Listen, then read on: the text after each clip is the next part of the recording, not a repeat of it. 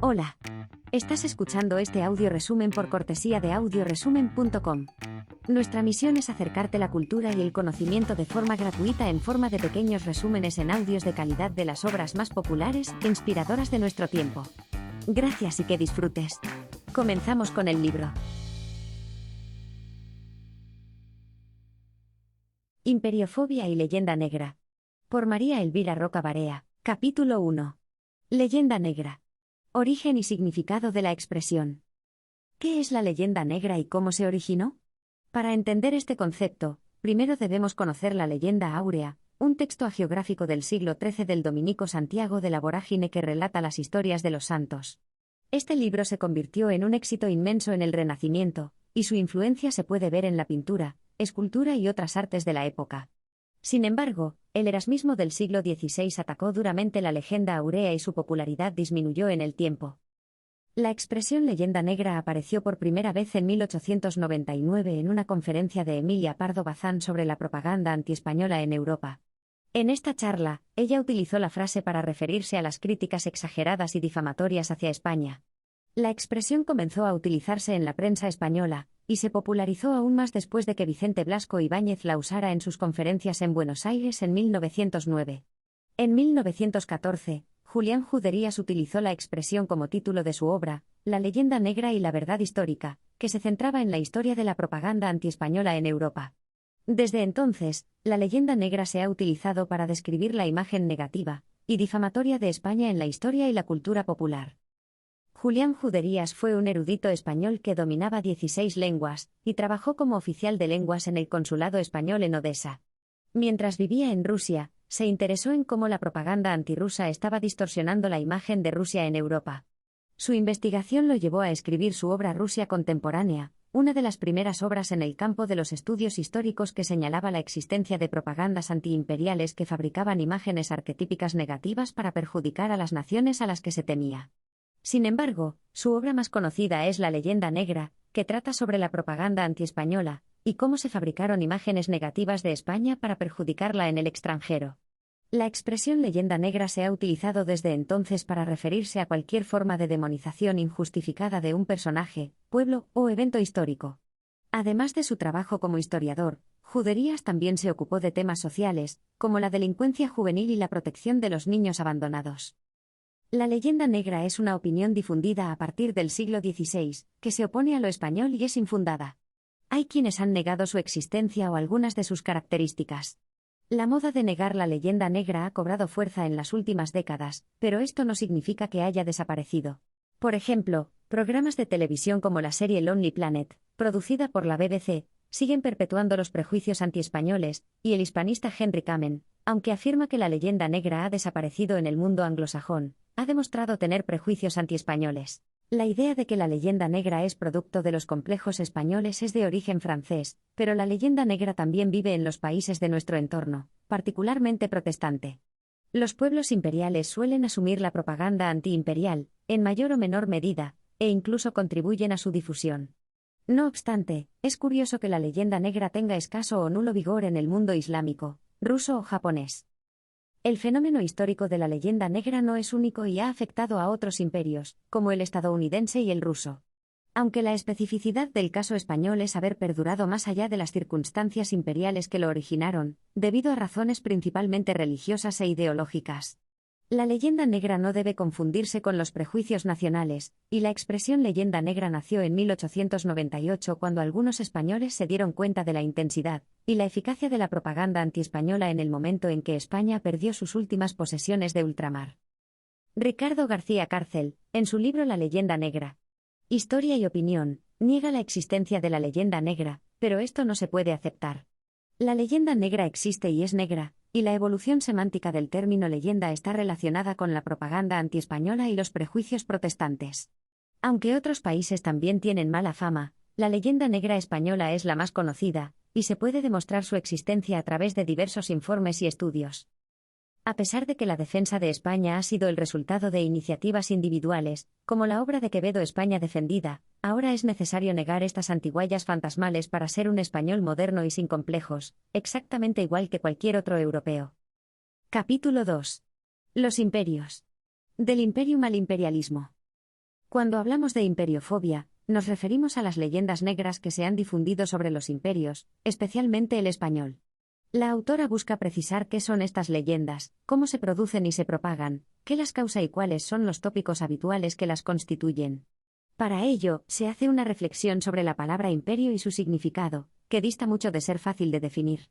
A pesar de que la palabra imperio se deriva del latín imperium, que significa poder dado por el Estado a una persona para que haga lo que considera mejor para el Estado, hay muchas aristas y connotaciones que la hacen difícil de definir. La idea de que los pueblos forman estados y los estados, imperios, se debe rechazar, ya que la realidad contradice esta simpleza. Además, los imperios son mucho más extensos que las formas de organización política y social que los preceden, y los imperios están formados por componentes que tenían existencia previa y separada hasta que se juntaron. Las leyendas negras sobre los imperios tienen mucho que ver con la reputación de los que mandan y, para comprender mejor las grandezas y miserias de un imperio, es necesario analizar su historia y contexto de manera objetiva y crítica. La noción de imperio es esquiva y está en constante cambio. A lo largo de la historia, la aparición de los imperios suele ser repentina, y son obra de 2 generaciones a lo sumo, pero luego se consolidan, a veces se amplían y luego pierden poco a poco el poder. La confusión entre el término imperio e imperialismo se produce desde que Lenin los mezcló, pero se han empleado para otras épocas, desde el Imperio Romano hasta el Imperio Español, lo que ha generado confusión en la historiografía. La condena moral hacia el imperialismo es muy común, pero esto ha impedido una comprensión libre de prejuicios de los imperios. La idea generalizada es que el imperio es imperialismo y esto es malo, sin embargo, esto no es necesariamente cierto. Los imperios son estructuras de poder que controlan grandes territorios, pero no siempre son dominios políticos y militares efectivos. Algunos imperios tienen más bien una hegemonía e influencia sobre los territorios que controlan, como fue el caso de la Roma española.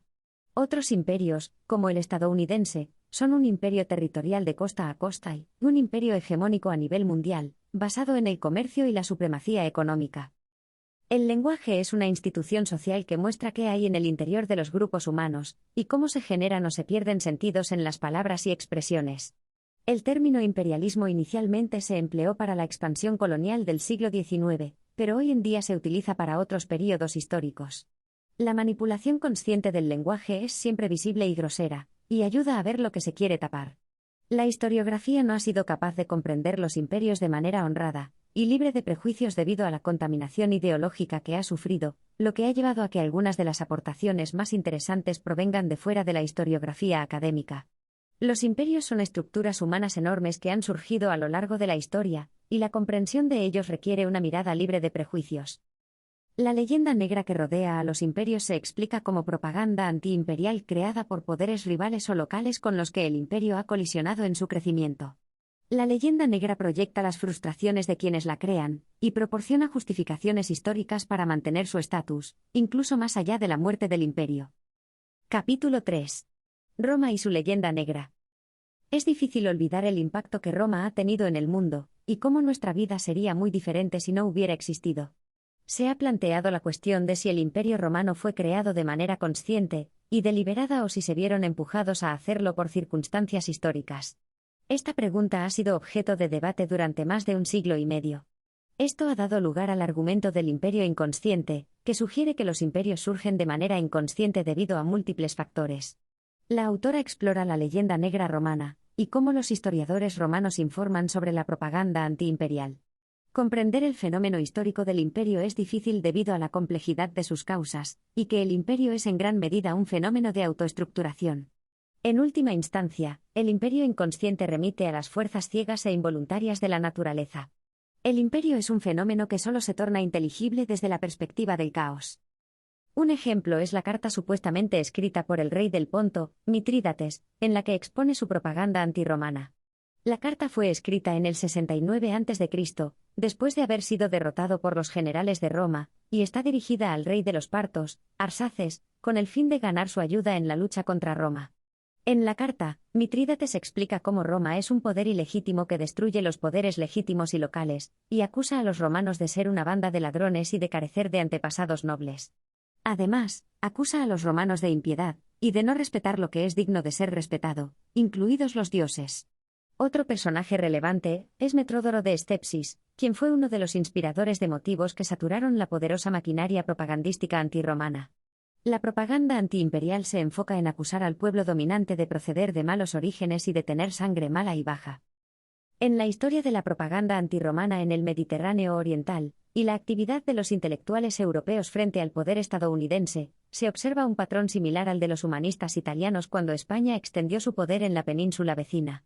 Los intelectuales de esas épocas no podían aceptar que su tierra natal estuviera sometida a un poder exterior, el cual consideraban bárbaro e inferior. Esta actitud se refleja en los tópicos de las leyendas negras que se propagaban, como la de Pompeyo Trogo, quien repite motivos antiimperiales ya mencionados y agrega otros, como las actividades nefastas de los magistrados romanos en Asia y las alianzas rotas. No se sabe si Pompeyo Trogo era antirromano o solo se hacía eco de la leyenda negra.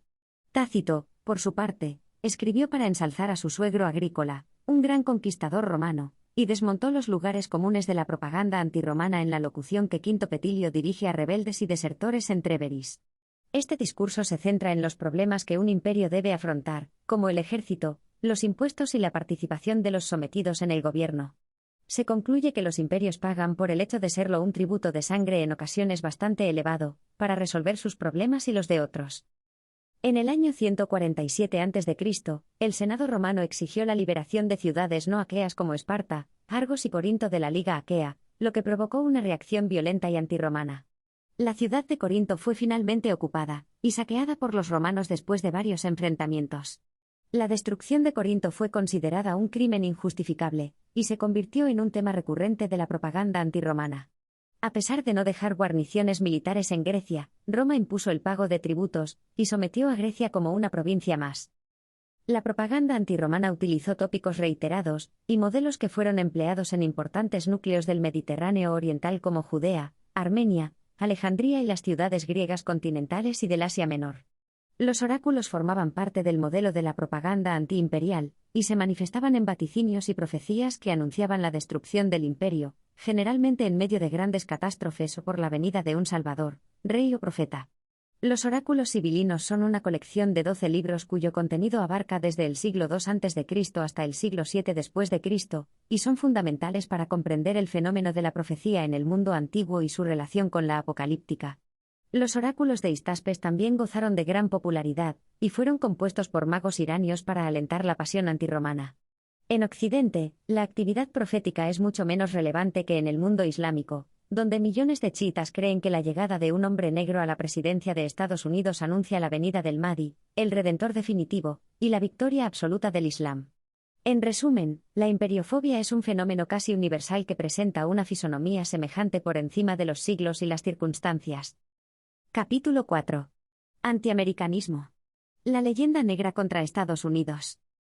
El antiamericanismo es una leyenda negra que combina admiración y envidia hacia Estados Unidos, y es ubicuo en los 5 continentes y en diversas religiones.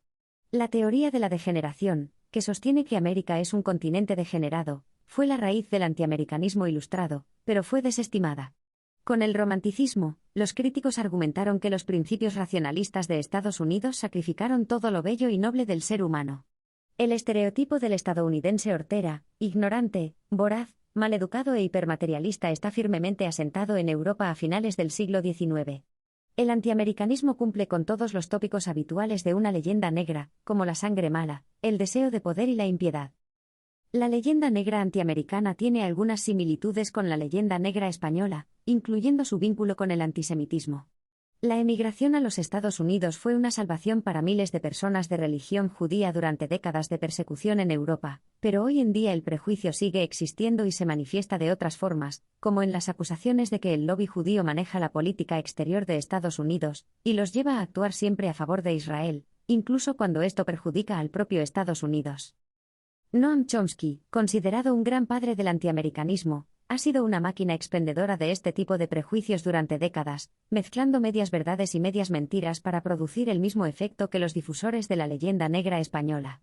Aunque Estados Unidos ha asumido su leyenda negra de una manera que solo admite comparación con España, aceptando y promoviendo la crítica de sus políticas imperiales, es importante reconocer que tanto Chomsky como Fray Bartolomé de las Casas no son fabricantes de leyendas negras, sino dispensadores de un producto del que existe una gran demanda.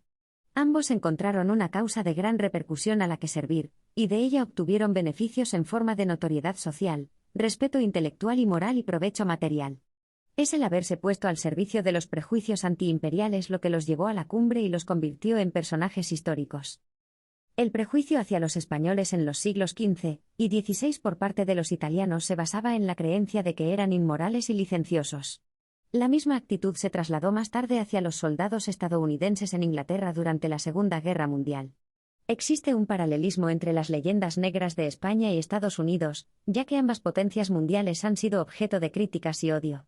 Autores como William S. Maltby y Philip W. Powell han estudiado este fenómeno, mientras que los europeos han tendido a negar su existencia. La historia del antisemitismo dentro de la leyenda negra también es extensa y variada. En la actualidad, la actitud de los estadounidenses hacia los hispanos ha cambiado mucho en los últimos 25 años. El antiamericanismo en España tuvo poca presencia hasta la guerra de 1898, cuando los españoles reaccionaron de manera similar a los estadounidenses, utilizando la leyenda negra y el antiamericanismo ya existente para sostener su orgullo. España es uno de los países más antiamericanos de la Unión Europea, con sentimientos fríos hacia los Estados Unidos, y el antiamericanismo español se debe a la acumulación sucesiva de 6 factores, incluyendo la Guerra Hispanoamericana de 1898, el apoyo de Estados Unidos a Franco tras la Guerra Civil, el Pacto de Madrid de 1953 y la invasión de Irak en 2003. Sin embargo, el autor considera que la influencia de la izquierda es un factor clave detrás del antiamericanismo español, junto con la influencia francesa. La izquierda española, que se remonta a la transición democrática, administra la moral de la mayoría, y tiene vínculos cercanos con la izquierda francesa. El antiamericanismo francés es previo a las denominaciones políticas, y se manifiesta en todas las corrientes políticas. Los antiamericanos franceses han incluido figuras como Baudelaire, Stendhal, Sartre, Simone de Beauvoir y de Gaulle. Emmanuel Todd, un historiador y demógrafo francés, ha predicho que Estados Unidos se derrumbará debido a la amenaza del terrorismo, la baja natalidad y el aumento de la alfabetización. El antiamericanismo ha sido un tema poco estudiado por sociólogos e intelectuales debido a que se considera un fenómeno natural y justificado. Sin embargo, tras el ataque a las Torres Gemelas en 2001, se ha incrementado el interés por comprender este odio. El filósofo francés François Rebel ha dedicado un libro completo al tema, y sostiene que el antiamericanismo es una faceta del odio a la democracia liberal. No obstante, la leyenda negra norteamericana, los prejuicios y el odio hacia Estados Unidos nacen de su condición de imperio, no de su condición de democracia. Los intelectuales mantienen una ambigua relación con el imperio, criticándolo de manera ritual y obligatoria, pero aprovechando las oportunidades que ofrece. La Iglesia resistente europea administra la moral y acusa al imperio de impiedad. El antiamericanismo de la izquierda europea es profundo y viene de su credo marxista, que comporta todos los ingredientes de la religión. Los estadounidenses admiran a Europa, mientras que los europeos menosprecian a los estadounidenses. El término europeo evoca calidad, clase y elegancia para los estadounidenses, mientras que la palabra americano tiene connotaciones negativas en Europa. El choque con el Islam, manifestado en el ataque del 11 de septiembre de 2001, se debía al problema intrínseco del Islam, y no solo a fuentes indígenas o influencias externas. El antiamericanismo triunfa porque es una coartada para evitar responsabilidades y justificar el fracaso de las sociedades. Este fenómeno no es nuevo y los estadounidenses deben aceptar que cargarán con ello. Capítulo 5. La rusofobia antes y ahora. La Europa occidental ha sentido perplejidad hacia Rusia, considerándolos como europeos a medio cocer o simplemente bárbaros que han recibido un barniz de civilización. La rusofobia tradicional no ha cambiado a pesar de la desaparición de la URSS, y es un prejuicio racista que se ha generado por la propaganda antiimperial. La continuidad de la imperiofobia es supraideológica, y anclada más profundamente que cualquier credo político. Antes de la Revolución de 1917, Rusia era un tema poco relevante en España. La primera publicación sobre Rusia fue en 1857, seguida por Emilia Pardo Bazán, quien difundió las obras de Tolstói y Dostoyevsky. La revolución cambió la imagen de Rusia, y la izquierda europea la consideró como la tierra prometida. Durante la Guerra Civil, la visión sobre Rusia se polarizó, pero después de la desaparición del Estado comunista, los rusos se han convertido en una imagen habitual en España. La rusofobia, la fobia hacia Rusia y los rusos, no surgió durante la Guerra de Crimea en Gran Bretaña, sino que ya existía desde la Ilustración francesa, donde se acuñaron los tópicos de la leyenda negra rusa. El interés francés por Rusia surge a raíz de la frustración de la pérdida de Nueva Francia, una colonia francesa en América, y del deseo de un imperio que Francia nunca pudo materializar. La Ilustración francesa buscaba un camino hacia la primera división de la historia, y encontraba por todas partes milagros para imitar: le mirage russe, le mirage anglais, le mirage prussien. En este contexto, Rusia se convierte en un modelo de reformas que los ilustrados franceses querían imitar, creando una especie de mito ruso exclusivamente francés. El mito de la metamorfosis rusa fascina a los profetas del despotismo ilustrado, pero sin el trastorno de la Guerra de los 7 Años y la pérdida de Nueva Francia, no se entiende esta preocupación por el imperio nuevo de Rusia, y cómo se hace un imperio a partir de la nada, de la barbarie, de los bosques salvajes.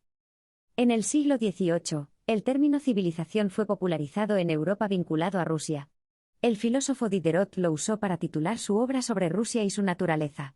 Aunque él creía en el proyecto de Catalina de arrancar a su pueblo de las garras de la barbarie para llevarlo a la civilización, creía que la civilización era el resultado de una evolución lenta que solo se había verificado en Europa occidental, y hallaba su más perfecta manifestación en Francia. Los ilustrados franceses tenían una obsesión con la civilización de los imperios, considerando que si eran nuevos estaban sin civilizar, y si eran viejos, estaban corrompidos y atrasados. En el caso de Rusia, se discutía si era posible civilizarlos o no. En el siglo XVIII, la Ilustración francesa se obsesionó con Rusia, temiéndola y envidiándola a la vez. Diderot y el abate Baudéau argumentaron que el clima y la necesidad de madera para sobrevivir en Rusia impedían su desarrollo demográfico, y la convirtieron en una potencia inofensiva. Rousseau se opuso a las ideas de Voltaire sobre Rusia, prediciendo que se subyugaría a sí misma y a Europa. La Enciclopédie también trató el tema, mostrando un estado de ánimo ambivalente con respecto a Rusia. Estas discusiones antirrusas influyeron en los ambientes intelectuales de toda Europa, y crearon prejuicios que persistieron en la Europa occidental. En el siglo XVIII, los ilustrados franceses, como Baudéau y Voltaire, consideraban que Rusia debía ser civilizada para servir de muralla frente a los pueblos salvajes de Asia. Aunque la mayoría de ellos nunca visitó Rusia ni hablaba ruso, se permitían opinar con total libertad y fantasía sobre esa realidad. Todos participaban en dar consejos sobre cómo gobernar el imperio ruso, menos Rousseau, quien adoptaba un tono profético. Los ilustrados franceses ofrecían remedios para el gobierno de los imperios, y así, Argenson se permitía aconsejar cómo gobernar Francia y Rusia. Jean-Baptiste Chapet d'Auteroche era un astrónomo francés enviado a Siberia para medir el tránsito de Venus, y aunque fue ayudado por las autoridades rusas, su libro de viajes no agradó a los rusos. En general, la idea de que Rusia no prosperaría porque no era más que el resultado de una falsa civilización era común en la Ilustración. En octubre de 1797, el general polaco Michał Sokołowski entregó al directorio francés un documento llamado Aperçu sur la Russie, conocido como Testamento de Pedro el Grande. En octubre de 1812, Charles-Louis Le Sueur publicó este texto, uno de los más influyentes en la historia de la leyenda negra rusa, con el título de Progrès de la puissance russe. Napoleón procuró que fuera ampliamente difundido para probar que Europa está inevitablemente destinada a ser el botín de Rusia. Este documento, que traza el destino manifiesto de Rusia de apoderarse de Europa, ha sido utilizado en distintas ocasiones históricas. Durante la Guerra de Crimea, la propaganda antirrusa continuó, y se destacó la figura del que había sido antiguo confesor de Napoleón, Dominique George Frédéric Dufour de Prat, para quien Rusia era despótica, asiática y estaba hambrienta de conquistar Europa. Ante la posible amenaza de un imperio rival, Gran Bretaña prefirió poner en marcha la poderosa maquinaria de la leyenda negra, una acción combinada de élites políticas e intelectuales, con la imprescindible colaboración de la prensa, con el propósito de envilecer la imagen del enemigo. La clase dirigente británica insistió en que su política era defensiva, y para ello había que demostrar que el enemigo era agresivo y nos odiaba. En 1854 se publicó en inglés Home Life in Russia, una falsificación de la novela de Nikolai Gogol Almas Muertas. Esta falsificación es un hito en la historia de la rusofobia y tuvo un éxito arrollador. El odio hacia Rusia fue una pasión nacional en Alemania en el siglo XIX, alimentada por leyendas negras y la rusofobia heredada del idealismo alemán y de Hegel. Marx colaboró en una campaña antirrusa con David Urquhart, en el Free Press, y Bakunin y Marx tuvieron fricciones por el crecimiento del poder ruso. Hitler y sus ideas sobre esclavizar a las razas eslavas no surgieron de la nada, sino que tienen un contexto histórico. Muchos intelectuales adorados como Voltaire, Rousseau, Goethe, Fichte o Hegel también compartieron ideas antisemitas y racistas. En la autocrítica se encuentra una de las razones por las que los imperios pueden mantenerse abiertos y limpios, mientras que aquellos con un ego frágil no pueden permitirse exponerse de este modo. Aunque la autocrítica imperial es usada como herramienta propagandística por los pueblos enemigos o amigos enemigos donde se produce la leyenda negra, los propios imperiales la practican. En el caso de Rusia, desde el siglo XVIII se han esforzado en analizar minuciosamente su carácter y su futuro, y su relación conflictiva consigo mismos causa desasosiego entre los protestantes europeos. Además, la rusofobia no solo procede de la hostilidad hacia la Unión Soviética en los tiempos de la Guerra Fría, sino que también es el legado de estudios soviéticos y rusos dentro de la Academia Occidental. A pesar de que se ha anunciado la muerte de Rusia varias veces en la historia, el país sigue estando ahí, vivo y bien vivo. Capítulo 6. La imperiofobia, modelo universal. La imperiofobia es un tipo particular de prejuicio de etiología racista que consiste en la aversión indiscriminada hacia el pueblo que se convierte en columna vertebral de un imperio. Este prejuicio no se basa en la diferencia de color o religión, pero se apoya en ambas. El pueblo imperial nunca trabaja aisladamente, sino que cuenta con los pueblos con los que tropieza en su expansión y se mezcla con ellos. La imperiofobia es una forma de racismo que busca disminuir la talla del pueblo imperial, y la crea una élite intelectual, que le da forma y prestigio. Este prejuicio goza de prestigio intelectual, y se manifiesta en una serie de motivos poco variados a lo largo de la historia, como el imperio inconsciente, la crueldad, la incultura y la sangre mala y baja. Capítulo 7. Italia. La leyenda negra española se ha dividido en etapas que coinciden con la expansión imperial de España. El primer episodio de hispanofobia ocurrió en Italia, seguido por Alemania, Holanda y Gran Bretaña. A pesar de que España perdió una parte importante de su imperio europeo en el Tratado de Utrecht, la propaganda antiimperial continuó en el siglo XVIII. Los estudiosos debaten sobre el origen de la leyenda negra, pero se trata de un conjunto de tópicos poco variados, incluyendo inferioridad racial, incultura y barbarie, orgullo y deseo de riqueza desmedidos, incontinencia sexual y costumbres licenciosas, e imperio inconsciente. Los prejuicios antiimperiales tienen una fisonomía similar a lo largo de la historia y surgen por circunstancias análogas, como orgullo herido y oligarquías regionales en peligro. El racismo ha existido contra los españoles a lo largo de la historia, tanto en Italia como en otras partes del mundo. Los antropólogos se niegan a calificar de racista cualquier forma de rechazo entre pueblos sin que vaya acompañado de una teoría política o científica. Por esta razón, no se ha etiquetado como racismo al rechazo de los indígenas en algunas culturas. Sin embargo, se reconoce que hay un componente racista en todos los prejuicios antiimperiales que afectan a la sangre heredada y a los antepasados de un pueblo. Este ha sido el caso con los romanos, los estadounidenses y, especialmente, los españoles. En el caso de España, se ha usado el prejuicio antiimperial para argumentar que los españoles son malos cristianos debido a la supuesta contaminación semita de su sangre. Además, se ha usado la mezcla de sangre semita con los moros y los judíos como argumento para acusar a los españoles de intolerancia con estas comunidades. En Italia, se ha llegado a usar el término marrano como sinónimo de español en el siglo XVI. También se ha atacado al poder imperial de España al poner de manifiesto su supuesto goticismo. Este racismo se relaciona con la concepción que tenía el humanismo de la Edad Media como una época bárbara y tenebrosa que separaba el esplendor del mundo grecolatino del Renacimiento. La idea de la barbarie española, unida a su inferioridad moral, también fue usada por la hispanofobia protestante, pero en este caso se relacionó con la supuesta sangre semita de los españoles.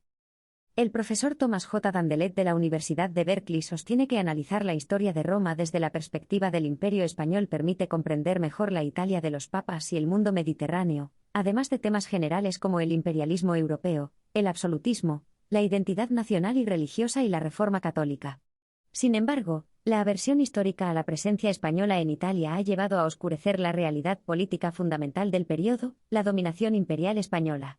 Uno de los episodios más famosos de la leyenda negra es el saqueo de Roma en 1527 por las tropas españolas e imperiales de Carlos I, que ha sido usado como munición por los prejuicios antiespañoles, pero que en realidad contó con la participación de hombres de otras naciones. A pesar de esto, durante más de 2 siglos, la relación entre Roma y el Imperio español fue de alianza, y muchos italianos formaron parte de aquel imperio, ocupando cargos importantes en la administración, el ejército y la Iglesia, lo que permitió a Italia dedicar su talento y su dinero a crear muchas bellezas. Los datos demuestran un aumento considerable de población en los reinos hispano-italianos, como Nápoles y Sicilia, mientras que en otros territorios, como Toscana y Venecia, la población se mantuvo relativamente estable o disminuyó. Este crecimiento demográfico indica una notable prosperidad, y es un hecho común en la historia de los imperios, ya que su consolidación se basa en ofrecer mejoras a la mayoría de la población. Además, la administración imperial respetó las leyes, los fueros y autonomías locales, y la justicia española era bastante equitativa e imparcial. La administración imperial también procuró evitar la confrontación con las aristocracias, y buscó ampliar su base de sustentación en la clase media. El poder de España en Italia se basó en gran parte en el apoyo de esta clase social. En general, el dominio español en Italia no tuvo consecuencias desgraciadas, y muchos italianos vieron en la administración y los ejércitos españoles una posibilidad evidente de promoción social. En torno a 1520, la situación en el Mediterráneo se volvió angustiosa debido a la amenaza turca y berberisca, especialmente para Italia por su proximidad con las costas argelinas. España conquistó posiciones defensivas en la costa africana, y construyó fortalezas a lo largo de la costa siciliana y del Reino de Nápoles para defender Italia. A pesar de la eficacia de esta estrategia, algunos autores antiespañoles criticaron la presencia española en Milán, y difamaron a los españoles después de la batalla de Lepanto de manera injusta. La hispanofobia en la comedia del arte italiana tenía un personaje tradicional conocido como Il Capitano, que era un miles gloriosus español que recibía varios nombres. En el teatro italiano del siglo XVI se representaban muchas escenas en español o en una mezcla de español e italiano. Las costumbres españolas influyeron en la forma de cortejar de los italianos, y las palabras españolas se incorporaron al léxico italiano. La obra La contienda de García de Paredes y El capitán Juan de Urbina de Lope de Vega refleja los estereotipos antiespañoles y la actitud común de los españoles ante ellos. Los personajes de Lope se burlan de los estereotipos y se comportan con bravuconería para exasperar a los italianos.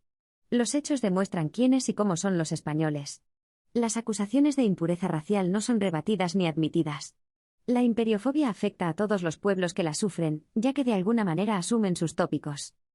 La hispanofobia en Italia es un fenómeno interesante que se teje alrededor de ideas preconcebidas y lugares comunes que forman parte de la imperiofobia, desde al menos los tiempos de Roma.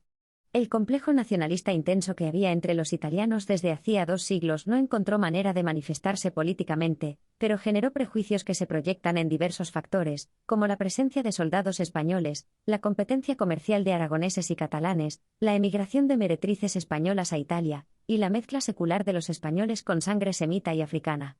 Es importante deslindar con cuidado causas y consecuencias cuando se trata de opiniones y prejuicios, ya que el prejuicio precede a las causas y las busca.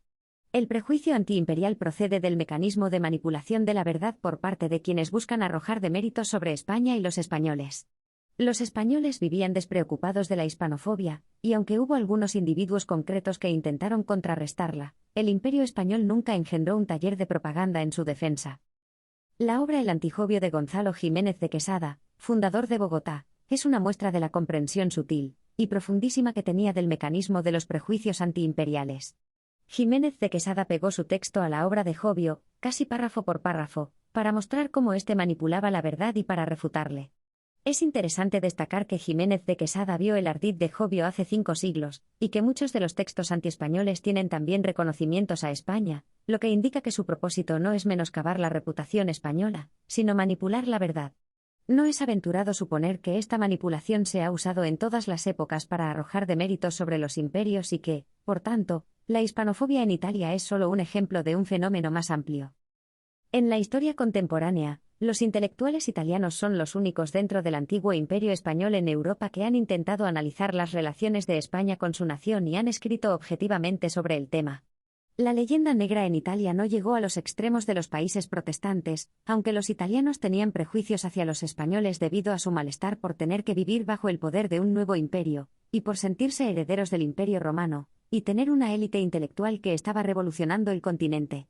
Sin embargo, no hubo un taller de propaganda antiespañola organizado como en Holanda, Alemania e Inglaterra. Además, existen muchos ejemplos de admiración y afecto hacia España en Italia, y a menudo una misma persona podía expresar tanto su adhesión como su desprecio hacia España según la ocasión. A pesar de los prejuicios, muchos italianos consideraban al Imperio español una universitas cristiana de dignidad superior a los pequeños estados. No hubo oposición seria de los italianos a la presencia española. Capítulo 8. El Sacro Imperio, Países Bajos e Inglaterra. Guerras de religión o guerras antiimperiales.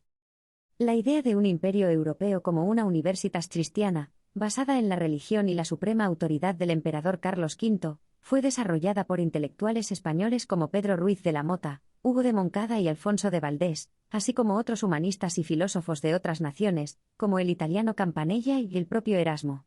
Erasmo veía en Carlos V al líder temporal capaz de llevar a cabo las reformas espirituales y políticas necesarias en Europa, basándose en los principios del cristianismo para unir y ligar políticamente a las naciones del continente.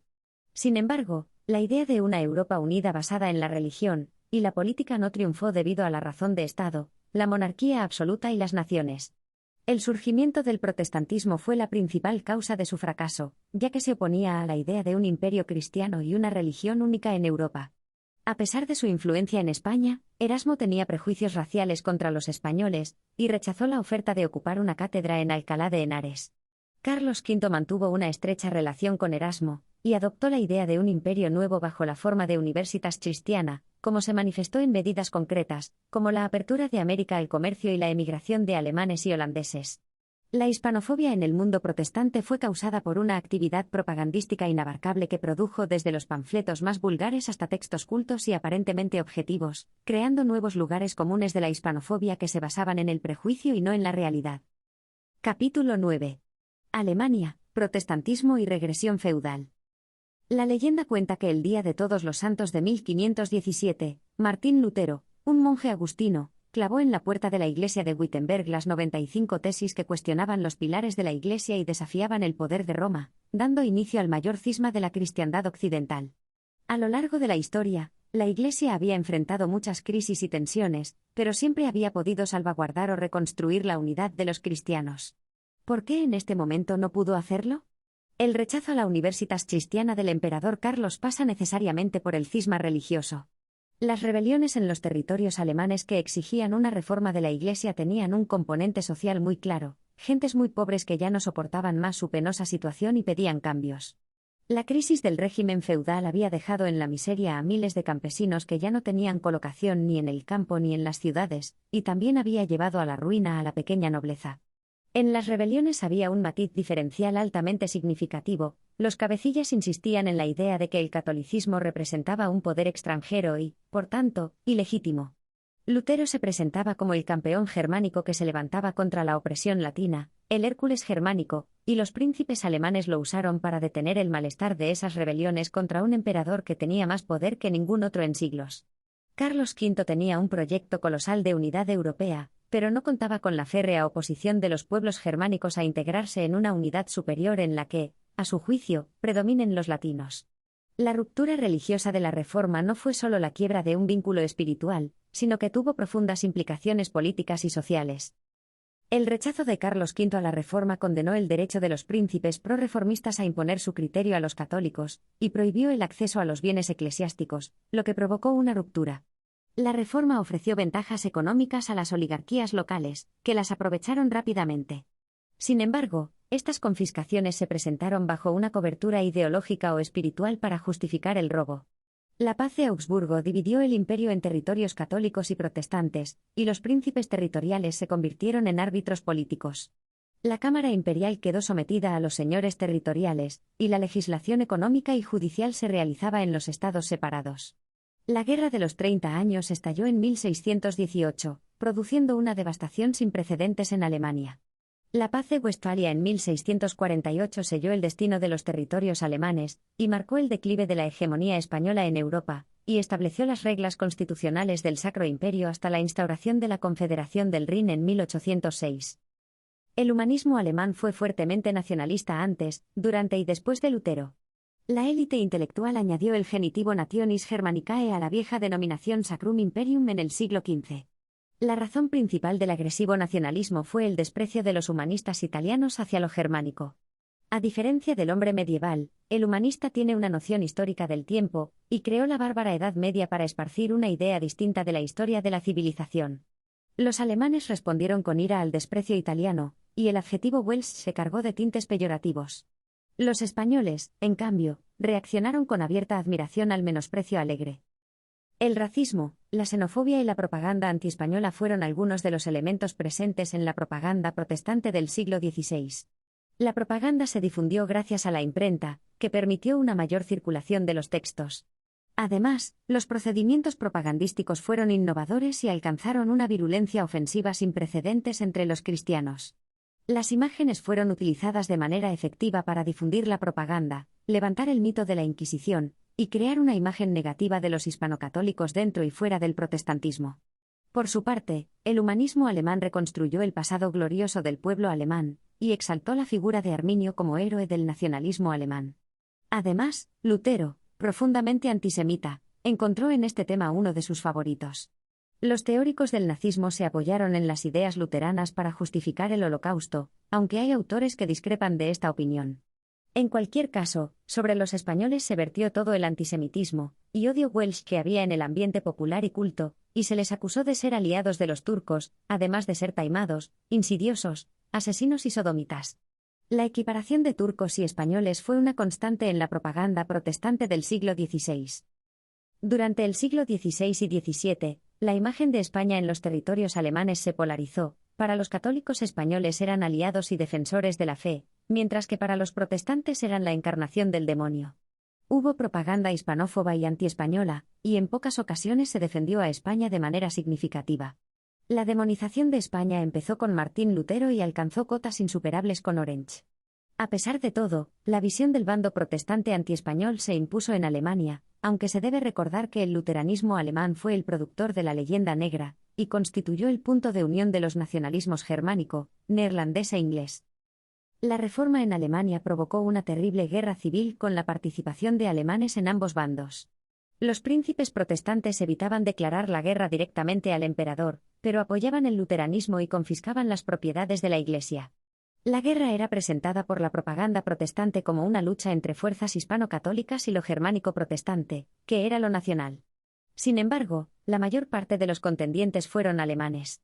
La reconstrucción nacionalista de los hechos se empeña en presentar una versión distinta, que excluye a los alemanes que estaban del otro lado como traidores. En las tropas del emperador Carlos V y de su hijo Felipe II hubo muchos alemanes que participaron en asuntos del imperio. El Concilio de la Federación Luterana Mundial pidió perdón por la persecución de los anabaptistas en 2010. Aunque los anabaptistas también fueron perseguidos, no se caracterizaron por el pacifismo, excepto en algunos grupos menores como los menonitas. En 1534, los anabaptistas tomaron la ciudad de Munster e impusieron el comunismo de bienes y la poligamia, llegando a tener 16 esposas. Calvino también impuso su doctrina con mano dura en Ginebra, eliminando toda forma de oposición y ejecutando a los opositores hasta ser el dueño absoluto de la vida política, económica y religiosa de la ciudad. La intolerancia religiosa también se manifestó en la política aplicada por Otto von Bismarck contra los católicos en el Imperio alemán, culminando en leyes discriminatorias y la expulsión de sacerdotes y monjas. A pesar de esto, nunca se pudo acabar del todo con los católicos en Alemania, y en 2009, el número de católicos sobrepasó al de protestantes. Capítulo 10. Inglaterra. De las invencibles a Tony Blair. El antihispanismo en Inglaterra se dividió en varios núcleos de propaganda, cada uno centrado en un tópico que había sido utilizado en la propaganda antiespañola en ese país. La propaganda inglesa, al igual que la alemana y la holandesa, fue apoyada en una nueva religión, lo que la convierte en propaganda de guerra. La hispanofobia italiana es diferente, ya que es un caso particular de la imperiofobia universal no beligerante, y no tiene un taller de propaganda organizado ni una guerra santa. La hispanofobia protestante llevó la impiedad a la demonización, lo que hizo que España se convirtiera en un engendro de Lucifer. En el teatro inglés, los españoles eran vistos como villanos traicioneros e hipócritas. Shakespeare, quien se sospecha que era católico, es una anomalía en el drama de su tiempo, ya que no hay en su obra rastro alguno de anticatolicismo o hispanofobia. Richard Arkwright y John Foxe fueron propagandistas importantes en Inglaterra, y este último fue autor del Libro de los Mártires, que fue la herramienta principal de creación de opinión pública de la nueva Iglesia durante décadas. La propaganda antiespañola se intensificó en el siglo XVI, especialmente cuando se produjo el levantamiento en los Países Bajos, ya que Inglaterra tenía interés en que aquella rebelión triunfara o al menos durara el mayor tiempo posible. Durante el siglo XVI, los Países Bajos, Inglaterra y los hugonotes franceses apoyados por Orange colaboraron estrechamente en la creación de propaganda antiespañola. Esta propaganda solía producirse en francés y holandés, y luego se traducía al inglés. La propaganda anticatólica y antiespañola de los protestantes solía ser vulgar y poco refinada, mientras que los italianos ponían elegancia a sus prejuicios. Los predicadores protestantes fueron fundamentales en la lucha contra el Imperio español, en la creación de una opinión pública hispanófoba y en su perpetuación. La hispanofobia también se alimentó de textos de españoles, como las famosas Relaciones de Antonio Pérez, que se tradujeron rápidamente al francés y tuvieron varias ediciones seguidas. Pérez llegó a Londres como enviado del rey de Francia, y se dedicó a alimentar la propaganda antiespañola, pero no logró interesar a la reina Isabel I.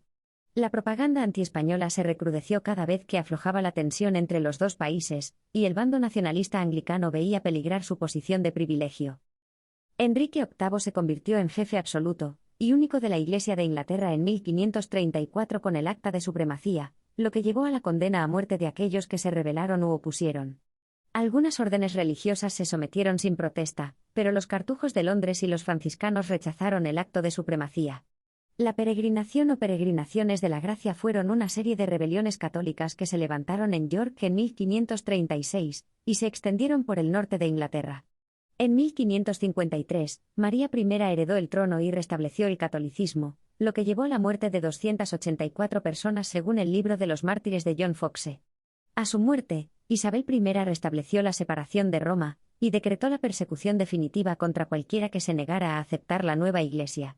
La persecución no solo se dirigió contra los católicos, sino también contra los partidarios de otras confesiones. Los puritanos, por ejemplo, fueron perseguidos y muchos huyeron a América. La represión isabelina mató a unos 800 católicos, y a unos 160 sacerdotes de seminario.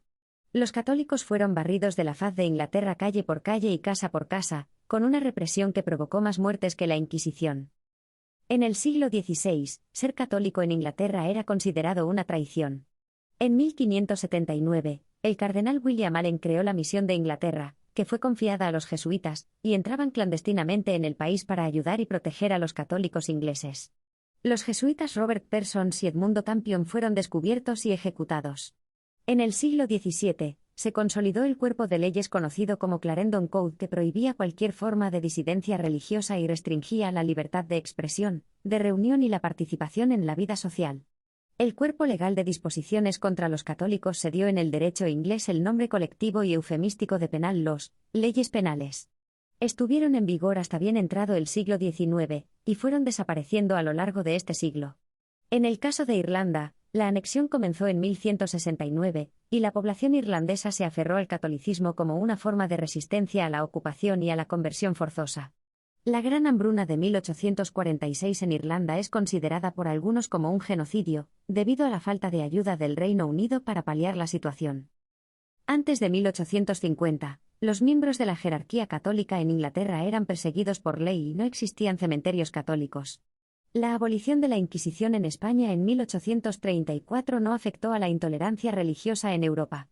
La tolerancia religiosa se abrió camino en Occidente debido a la evolución interna de la sociedad occidental, y no por esfuerzos del mundo protestante o católico. Todavía hoy en día, la Acta de Establecimiento de 1701 dificulta la sucesión al trono británico si los miembros de la familia real se convierten al catolicismo. La población católica en el Reino Unido ha ido recuperándose a lo largo del siglo XX. En Dinamarca, hasta 1849, se condenaba a muerte a los sacerdotes católicos, y quien se convertía al catolicismo sufría confiscación de bienes. Hasta 1860, los suecos, daneses y noruegos que abjuraban de la religión oficial eran exiliados y sus bienes confiscados. La historia está llena de malentendidos y tergiversaciones, y la historia de la invasión española de Inglaterra en 1588 no es una excepción.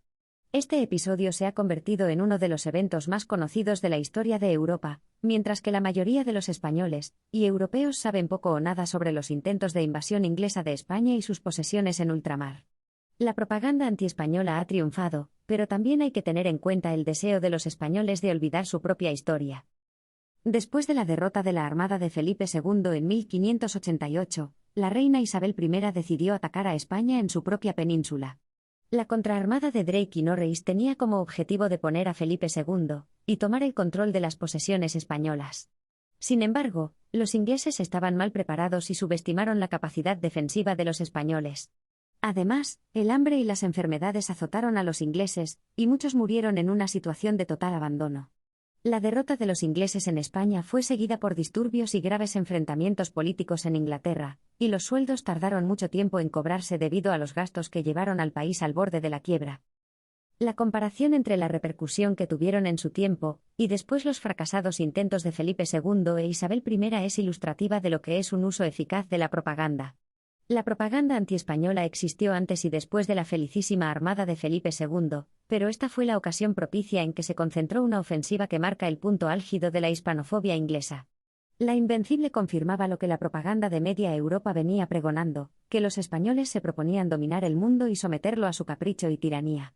Nadie iba a entrar en detalles menores, como que el propósito no fue nunca la anexión de Inglaterra sino de poner a Isabel I, cuya posición en el trono fue por décadas muy precaria. No olvidemos además la ley del silencio en la leyenda negra, la práctica de borrar de los documentos, y la historia a aquellos que se consideraban indignos de ser inmortales a través de ella. Deben ser nombrados dos ejemplos de este fenómeno, el fracaso de la Armada Invencible inglesa en 1588, y la derrota de la Armada inglesa en Cartagena de Indias en 1741. En ambos casos, la historia oficial fue modificada para ocultar la verdad, y evitar que la población se enterara del fracaso. La hispanofobia se convirtió en parte constitutiva de la nación inglesa en la segunda mitad del siglo XVI, y el triunfo de la religión de Estado mandó a las catacumbas a una parte de la población inglesa que ha vivido siglos bajo la sospecha de la traición. Durante la época victoriana se produjo una reescritura completa del periodo isabelino, etapa que pasó a considerarse como el momento cumbre del nacimiento de la Iglesia nacional y, por tanto, de la nación inglesa, y se afianzaron los tópicos de la leyenda negra creados durante las guerras de religión, y más tarde en la forma remozada que les dio la Ilustración. Capítulo 11. Los Países Bajos. El triunfo definitivo de la propaganda. El himno de Holanda es una canción en la que Guillermo de Orange jura ante Dios lo que necesita jurar para dar legitimidad a su causa, pero la idea de que Dios viniera a exigírselo parece poco verosímil. Los Países Bajos fueron unificados por los duques de Borgoña en un proceso que Carlos V intentó concluir. Sin embargo, los Países Bajos nunca fueron una región unida, sino un conglomerado desigual y sin una estructura precisa. Los Países Bajos eran un territorio muy rico y próspero, aunque con una distribución desigual de la riqueza. El problema de la pobreza y la falta de infraestructuras revestía una mayor gravedad en las ciudades de Flandes meridional. La opinión general es que la monarquía española dotó a los Países Bajos de una unidad política permanente, lo que en circunstancias normales hubiera dado lugar a una nación independiente y unida. Sin embargo, la precipitación de la oligarquía neerlandesa provocó una grave amputación del territorio que aún perdura, y una situación de discriminación de unos neerlandeses con respecto a otros, los católicos, que se mantuvo durante siglos. La rebelión de los Países Bajos contra España no fue causada por la reorganización de los obispados ni por los impuestos, sino por la propaganda orangista que convenció a una parte de la población de que eran explotados y oprimidos. Orange y otros nobles perseveraron en su guerra de papel hasta lograr apoyo popular. Buscaron hasta 4 posibles reyes para los Países Bajos, pero todos fracasaron. La versión canónica de la rebelión es una narración nacionalista inspirada en la propaganda más que en los hechos. La Guerra de los Países Bajos ha sido ampliamente estudiada en la historia de Europa, produciendo una enorme bibliografía. Dependiendo de la perspectiva del historiador, el conflicto ha sido interpretado de diferentes maneras, como una lucha religiosa, como un conflicto político entre naciones emergentes en la Europa moderna o como una colisión entre sistemas económicos incompatibles. La historiografía comenzó en el siglo XVII con la justificación de la rebelión, y la guerra por parte de los holandeses y, en el siglo XIX, el factor religioso cobró importancia. En las últimas décadas, la historiografía ha evolucionado hacia una perspectiva más equilibrada, y ha reconocido las diferentes facetas del conflicto. Aunque se ha popularizado la idea de que fue una lucha entre un pueblo holandés unido y protestante contra un imperio español poderoso, católico y tiránico, en realidad fue una guerra civil con participación de los dos lados, incluso de los holandeses en el bando español. La interpretación del conflicto como una guerra civil tiene implicaciones en las rebeliones en los Países Bajos, y en la percepción de la hispanofobia en la leyenda negra. La presencia de extranjeros en ambos bandos es notable, y la realidad es más compleja que la representación mítica tipo David contra Goliat. La historia de los Países Bajos debe tener en cuenta el papel del dinero en la financiación de las guerras, con los soldados provenientes de países extranjeros. La propaganda fue un componente clave en la guerra, y es importante entenderla para comprender las revueltas. La violencia fue brutal por ambos bandos, con atrocidades cometidas por los mendigos del mar, financiados por Orange, y por los fanáticos calvinistas de Riobe y de Envice en Gante. Las causas profundas del conflicto obligan a reflexionar sobre los demonios familiares que la historiografía ha preferido ignorar para levantar el templo de las historias míticas nacionales desde las perspectivas de los nacionalismos. En el año 1566, Manuel Filiberto de Saboya, gobernador general de los Países Bajos, advirtió al rey Felipe II que se estaba extendiendo la idea de que los Países Bajos soportaban la mayor carga fiscal del imperio. Aunque el rey presentó cuentas detalladas para demostrar que esto no era cierto, la falsa creencia ya estaba arraigada en la opinión pública debido a la propaganda orangista. La propaganda presentaba a los rebeldes como leales servidores del rey que se oponían a la maldad de sus ministros. En esta primera etapa, la propaganda iba contra Gran Vela, las tropas, los impuestos, los nuevos obispados y la Inquisición. En particular, la mitología sobre el Santo Oficio se convirtió en uno de los grandes temas de la propaganda orangista, y fue protagonista de un episodio de falsificación que tuvo bastante importancia. La propaganda también transformó a Felipe II en el anticristo, y utilizó América como otro punto de la hispanofobia. La autopromoción de Orange y los mártires rebeldes también fue fundamental para entender cómo se creó un mundo dual en el que se enfrentan la luz y las tinieblas. La propaganda fue una parte esencial de la Guerra de los Países Bajos, y Orange y sus seguidores fueron muy eficaces en su uso para movilizar la opinión pública en contra de España. La propaganda ha tenido un papel fundamental en la creación de la imagen que se tiene hoy en día de la figura del Duque de Alba y de España en el siglo XVI. La propaganda orangista, liderada por Guillermo de Orange, ha presentado al Duque de Alba como un monstruo, utilizando panfletos y canciones para difundir una imagen de los soldados españoles como crueles y amantes del botín. También ha acusado a Felipe II de haber asesinado a su propio hijo Carlos, una acusación infundada que ha perdurado en la historia. La propaganda orangista ha buscado escandalizar y levantar pasiones, no oponerse con razones a medidas concretas de gobierno. Sin embargo, en realidad, el Duque de Alba fue un militar competente, y sus leyes nuevas humanizaban el derecho criminal. Su figura ha sido objeto de difamaciones y ataques por parte de la propaganda orangista, pero sus métodos fueron mucho más suaves que los practicados por otros gobernantes de la época. Además, la ley de Alba consolidó la centralización del orden jurídico y eliminó muchas prácticas abusivas y corruptas de las administraciones de justicia local. La propaganda orangista ha sido tan efectiva que ha perdurado a lo largo de los siglos, y se ha convertido en la imagen más conocida de la historia de España en el siglo XVI. Sin embargo, se ha utilizado con el objetivo de deslegitimar al poder establecido, en este caso, al rey Felipe II, y legitimar la rebelión de Guillermo de Orange contra él.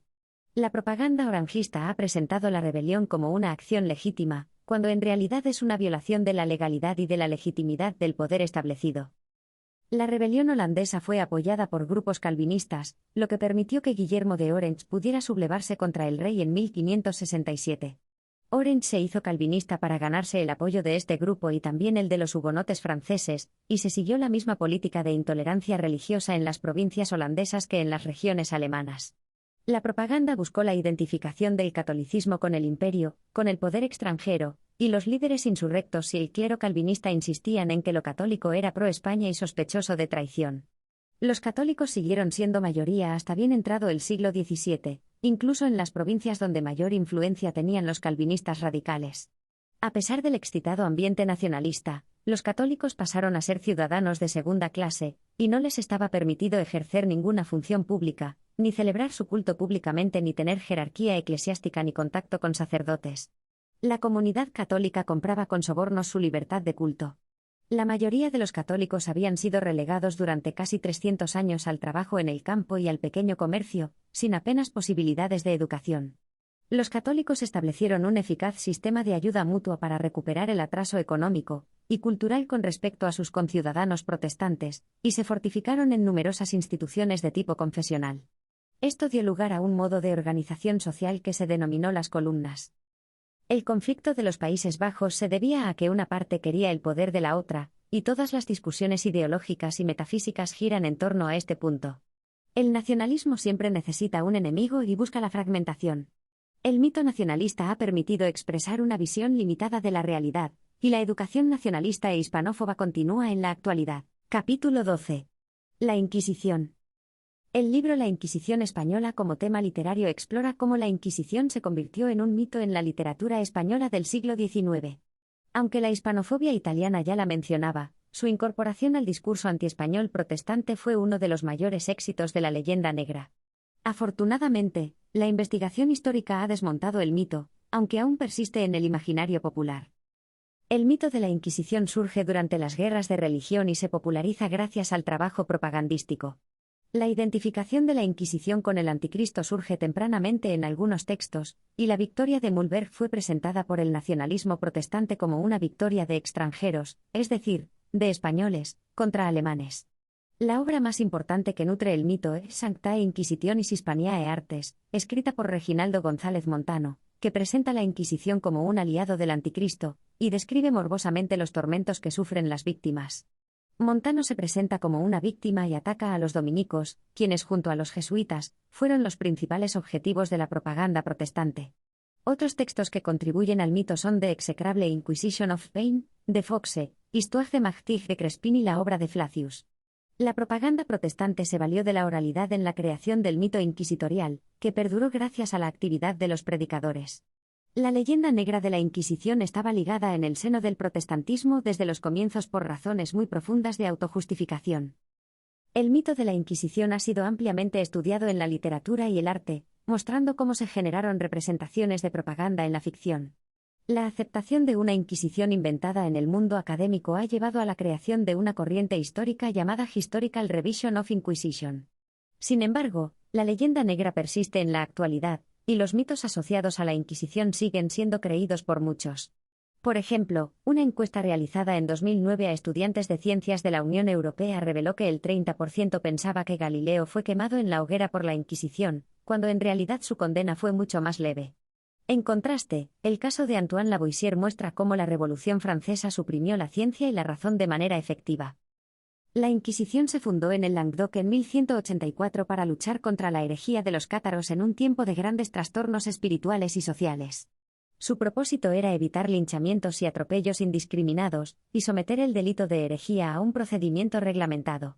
La llamada Inquisición papal no tenía jurisdicción en todos los territorios católicos, y la de Castilla fue implantada en 1476. En Italia, la Inquisición comenzó a adherirse a la hispanofobia, y la institución fue vista como una institución española. Los humanistas italianos consideraron que la existencia de la Inquisición española era la prueba irrefutable del carácter contaminado de semitismo del español. La Inquisición fue el primer tribunal del mundo que prohibió la tortura 100 años antes de que esta práctica fuera prohibida. La práctica de la tortura estaba rigurosamente reglamentada y su uso fue siempre excepcional. El número de personas condenadas a muerte por la Inquisición española fue mucho menor que en Inglaterra. La Inquisición española jamás empleó métodos tan brutales como los de los tribunales de toda Europa, y nunca se acosó ni se vejó a las mujeres. La Inquisición no tuvo tanto poder como se ha pensado, con 20 provincias inquisitoriales en España y pocos inquisidores en cada una. En el siglo XVIII, la Ilustración francesa criticó a la Inquisición, pero en ese momento tenía poca actividad. La representación de la Inquisición ha sido exagerada en la cultura occidental, y se ha convertido en un icono con múltiples significados simbólicos. Su estudio debería ser desde una perspectiva mitológica más que histórica. Durante la Edad Moderna se quemaron unas 50.000 brujas, siendo la mitad en territorios alemanes. En España, la Inquisición apenas condenaba por brujería, considerada un delito sin importancia. La Iglesia siempre mantuvo una actitud escéptica hacia la brujería. La caza de brujas se intensificó en los territorios protestantes, donde los reformadores alimentaron las creencias populares en la brujería, y se usó como una herramienta para controlar a la población. La pregunta de por qué la caza de brujas no alcanzó las mismas proporciones en el mundo católico sigue en el aire. La última condenada por brujería fue ejecutada en el cantón suizo de Glarus en 1783. La penúltima escena de Don Carlos de Sheila es espectacular, en la que aparece el Gran Inquisidor, un personaje psicológicamente y físicamente acertado que lo hace inmortal. El drama ha ido preparando cuidadosamente este momento, y la conversación que mantienen el inquisidor y el rey es estremecedora. Felipe II entrega a su propio hijo como víctima propiciatoria para acallar el poder diabólico del fanatismo y las tinieblas. El fanático inquisidor español creado por Sheila es una obra maestra del tempo dramático, en la que alguien maneja toda la trama desde la sombra y nunca se le ve, pero se le intuye poderosamente. El tema de la Inquisición se ha utilizado como sustituto de la historia verdadera, en unos casos consciente y en otros inconscientemente. La Inquisición literaria fue asumida como verdad histórica por las élites y el pueblo del Imperio ruso, y su evolución sufrida en el mundo ruso es un proceso fascinante. La Inquisición carga con las culpas de Roma y las del protestantismo, y en definitiva, con la condena moral del triunfo de los ideales de la burguesía, y de la economía como única brújula de la vida humana. El capítulo El Gran Inquisidor de los hermanos Karamazov de Fyodor Dostoyevsky es una de las cumbres de la literatura universal. El diálogo que mantienen Cristo y el Inquisidor es una de las más profundas y estremecedoras reflexiones sobre las tinieblas que anidan en lo hondo del alma humana. Umberto Eco reescribe el tema de la Inquisición en El nombre de la rosa, en el que se oponen la luz a las tinieblas a través de una pareja arquetípica, un civilizado y tolerante franciscano inglés contra un asesino implacable, fanático y aterrador que es, naturalmente, un dominico español. Arturo Pérez Reverte recrea con vigor y convicción los tópicos hispanófobos del protestantismo, de la Ilustración y, luego, del liberalismo, describiendo un Madrid corrupto y decadente. Capítulo 13. América. La Inquisición y la conquista de América son los pilares más longevos de la hispanofobia, y su significado ha evolucionado a lo largo del tiempo para justificar el éxito o el fracaso de distintas religiones, ideologías y naciones.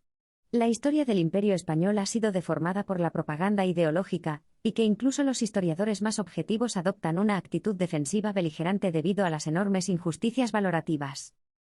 El Nuevo Mundo no era una colonia de España, sino que estaba unido a ella a través de la Corona de Castilla, y sus habitantes indígenas eran súbditos de la corona.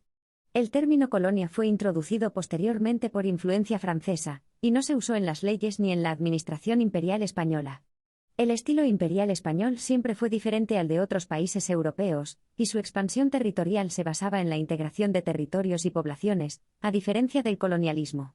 La primera definición conocida de la nación española fue hecha en Roma en 1580 en la Carta de Organización de la Cofradía de la Santísima Resurrección. El poblamiento y urbanización de América no fue un proceso casual, sino que siguió modelos y planes específicos. En 1502 nació la organización urbana obandina que se basaba en el poblamiento de nuevos territorios, promoción del desarrollo urbano, estimulación del mestizaje, elección local de alcaldes y corregidores y mejoramiento de la vida por méritos. Este modelo fue sustituido por el modelo Mendoza en 1535, que creaba ciudades ventiladas y soleadas con calles anchas y edificaciones de altura no excesiva. En 1573 se decretó el Plan de Ordenamiento Urbano de las Indias, que establecía la importancia de seleccionar el lugar adecuado para las nuevas fundaciones, y la prohibición de ocupar asentamientos de indios para fundar ciudades.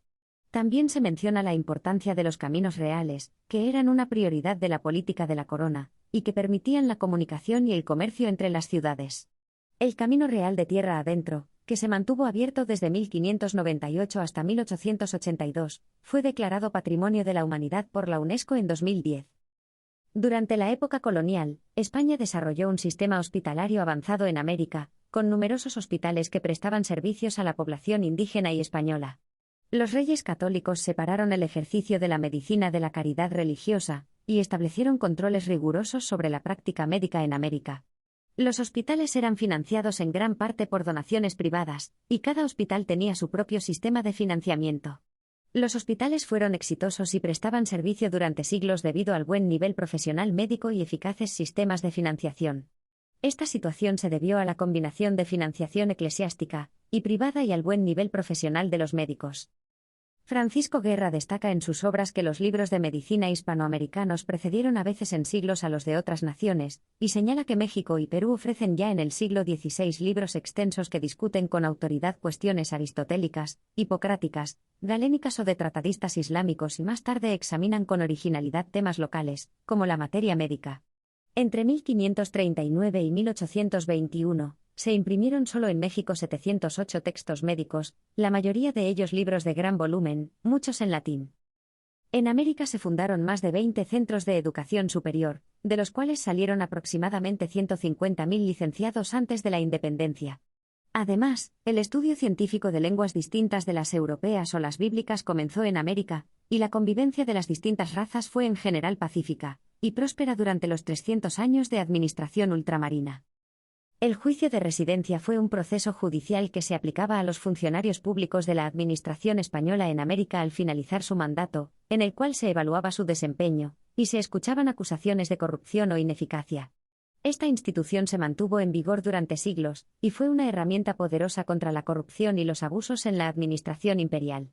Sin embargo, la centralización y la desimperialización promovidas por la monarquía borbónica en el siglo XVIII, que intentó convertir América en una colonia al estilo francés o inglés, contribuyó a la eliminación de esta herramienta de control. La brevísima relación de Fray Bartolomé de las Casas pertenece a un género literario que incluía la exageración y las hipérboles. En su género, no es un producto de buena calidad porque sobrepasa los límites que el género polémico se impone a sí mismo. El libro fue criticado por otros clérigos de la misma orden y de otras. La monarquía católica no se defendió adecuadamente de la propaganda que surgía de la brevísima y sus ilustraciones, lo que provocó una reacción inadecuada. La propaganda es un invento protestante, y el mundo católico no ha sabido usarlo adecuadamente hasta hace muy poco. El uso de la brevísima relación como herramienta de propaganda fue importado del sistema propagandístico de los rebeldes neerlandeses a Inglaterra y no está en el sistema italiano. Fue la propaganda orangista la que creó este lugar común de la hispanofobia. El prólogo que precede a la primera traducción inglesa no deja lugar a dudas sobre cuál es el propósito de la traducción misma, y qué vínculo tiene con la insurrección en los Países Bajos.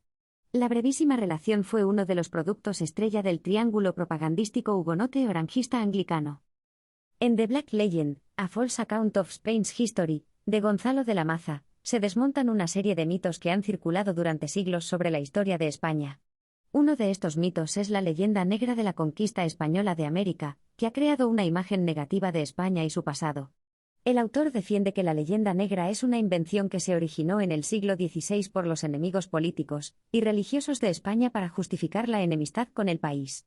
Los relatos exagerados de la brutalidad y crueldad de los españoles durante la conquista son falsos, y no tienen en cuenta los contextos históricos y culturales de la época. Además, se argumenta que la población indígena no disminuyó tanto como se ha sostenido, y que la mayoría de los conquistadores trataron de proteger a los indígenas de los excesos de otros españoles. La leyenda negra también ha distorsionado la imagen de la cultura y la civilización española y ha perjudicado la reputación de España en todo el mundo. La historia de los derechos humanos de los pueblos indígenas de América es fascinante, y abarcó a muchos actores que lucharon por la igualdad y la justicia. Mientras Fray Bartolomé de las Casas es conocido por ser el defensor más sensacionalista de los derechos de los indígenas, su papel real en la historia se ha exagerado. Los dominicos, quienes llegaron a América en 1510, tomaron la defensa de los indígenas y denunciaron las injusticias que se cometían en su contra. Fray Antonio de Montesinos inició el movimiento a favor de los derechos humanos de los indígenas en 1511 con un conmovedor sermón de Adviento en el que defendía la igualdad de todos los seres humanos ante la ley. Su éxito en el movimiento fue apoyado por otros hombres valientes y capaces que lo acompañaron en esta lucha, como Fray Bartolomé, el Padre Vitoria, el Bachiller Morales y muchos otros. La Iglesia romana lideró la lucha por los derechos de los indígenas y desempeñó un papel fundamental en el reconocimiento del otro, del indio, del diferente a las personas europeas. La cultura laica y la historiografía humanista no sintieron interés por América y sus gentes. Los teólogos eclesiásticos, y no los humanistas, discutieron la justificación de la conquista española, defendieron los derechos de los indígenas, y sentaron las bases de un nuevo derecho internacional. Esto no cambia el hecho de que estas discusiones fueron teológico-jurídicas y no humanísticas. Los teólogos se valieron de argumentos sacados de autores antiguos, y escribieron en un latín elegante según los criterios severos de los humanistas. La libertad de expresión fue un rasgo fundamental de este periodo de la historia, y permitió que las voces de los defensores de los derechos de los indígenas se escucharan.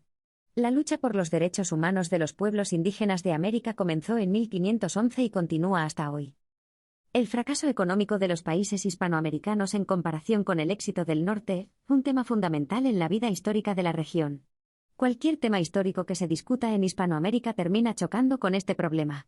La frase, ¿en qué momento se jodió Perú?, de Conversaciones en la Catedral de Mario Vargas Llosa se usa comúnmente para referirse a una desastrosa situación actual que implica una degradación con respecto a otra anterior. La culpa del fracaso económico de América del Sur a menudo se atribuye al Imperio español.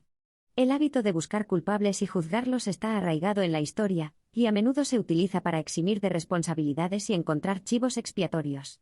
El ensayo político de Alejandro de Humboldt y la obra de John Eliot ayudan a entender cómo era Hispanoamérica antes de la independencia, y la opinión común en la historiografía académica actual. Humboldt tenía una posición teórica que lo llevó a oponerse al Imperio español y a favorecer a Estados Unidos.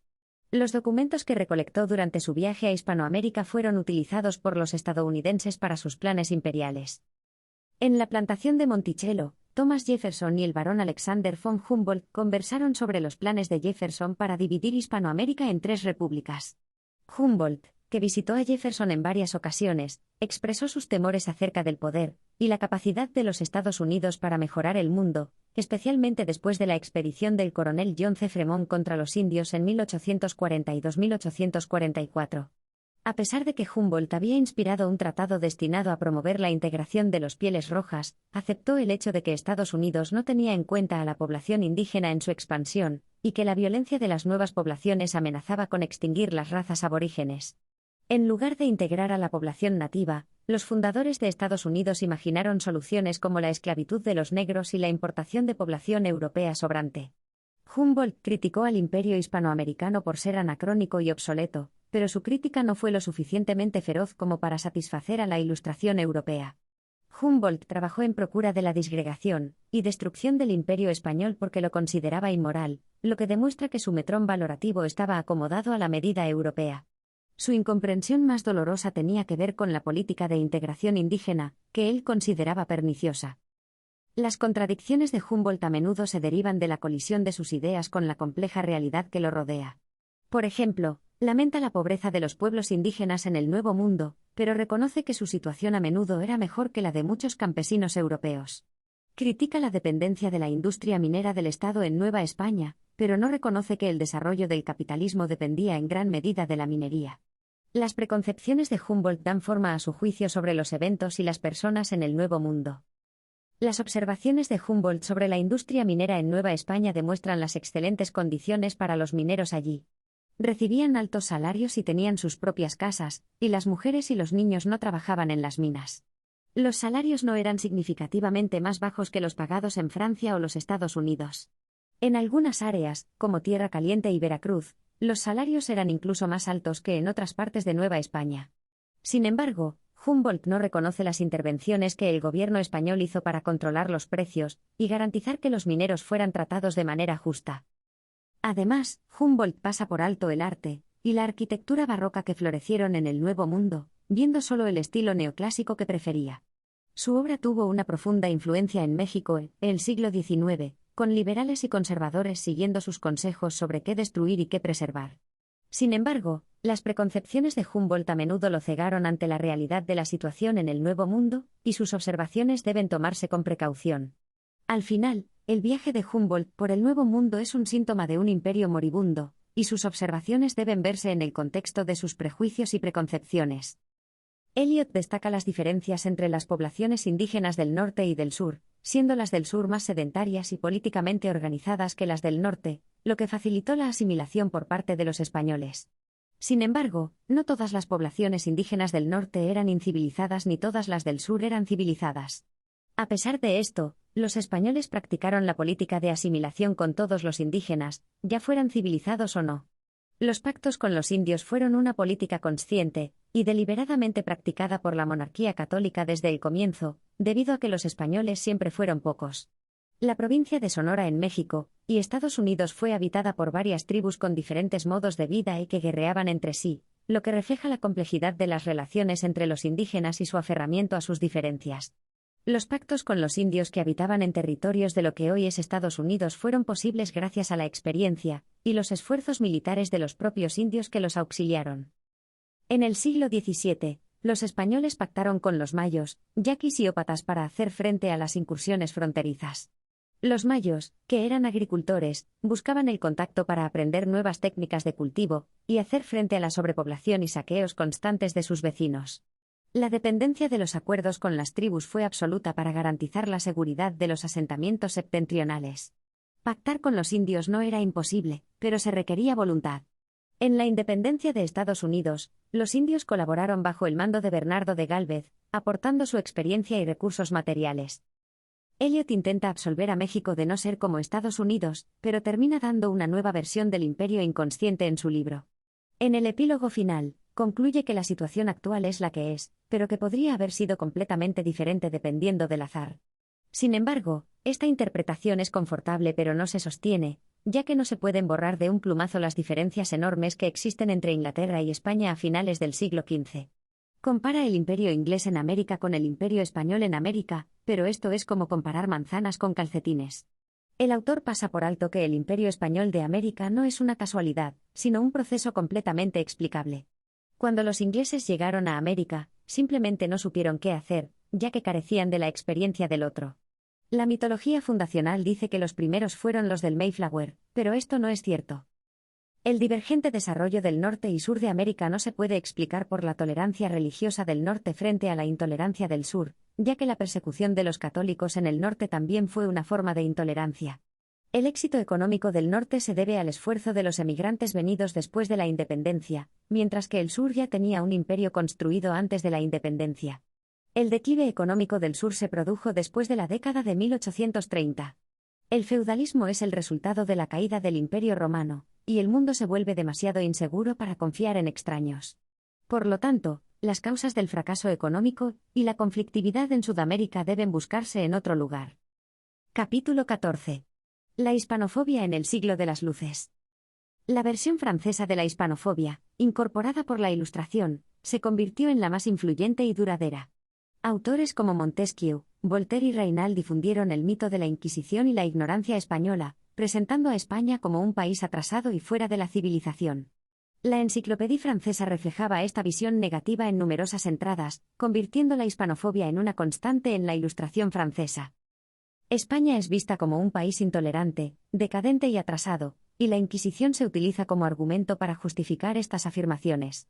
La Ilustración francesa busca administrar la moral y las rentas sociales, y los intelectuales franceses se promocionan a sí mismos al proponer la importación de ilustrados franceses a otros países.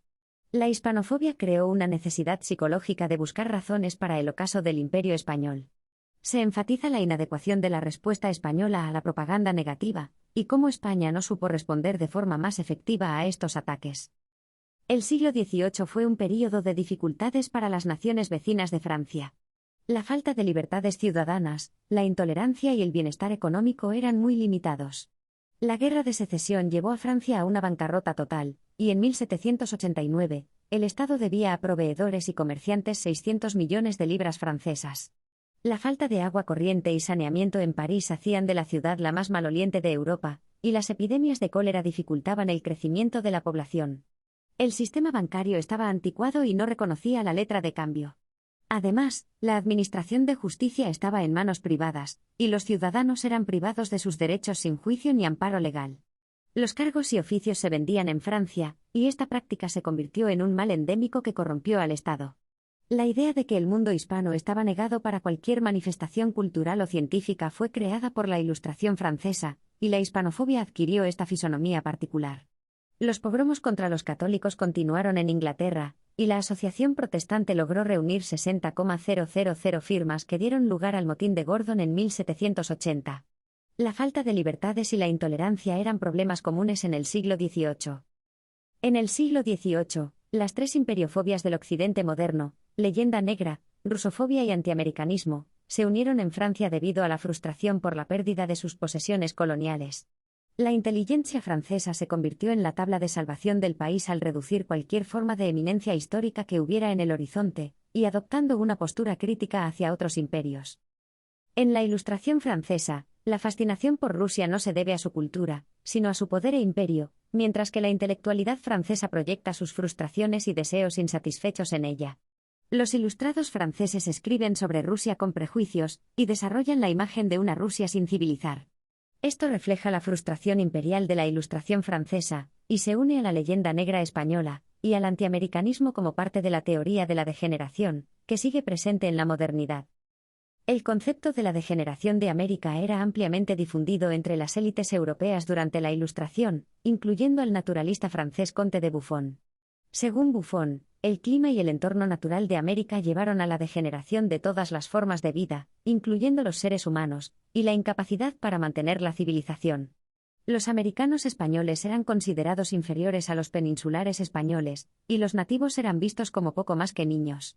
A pesar de esto, algunos académicos jesuitas, como Francisco Javier Clavijero, Juan Ignacio Molina y Félix de Azara, desafiaron esta teoría con sus observaciones e investigaciones.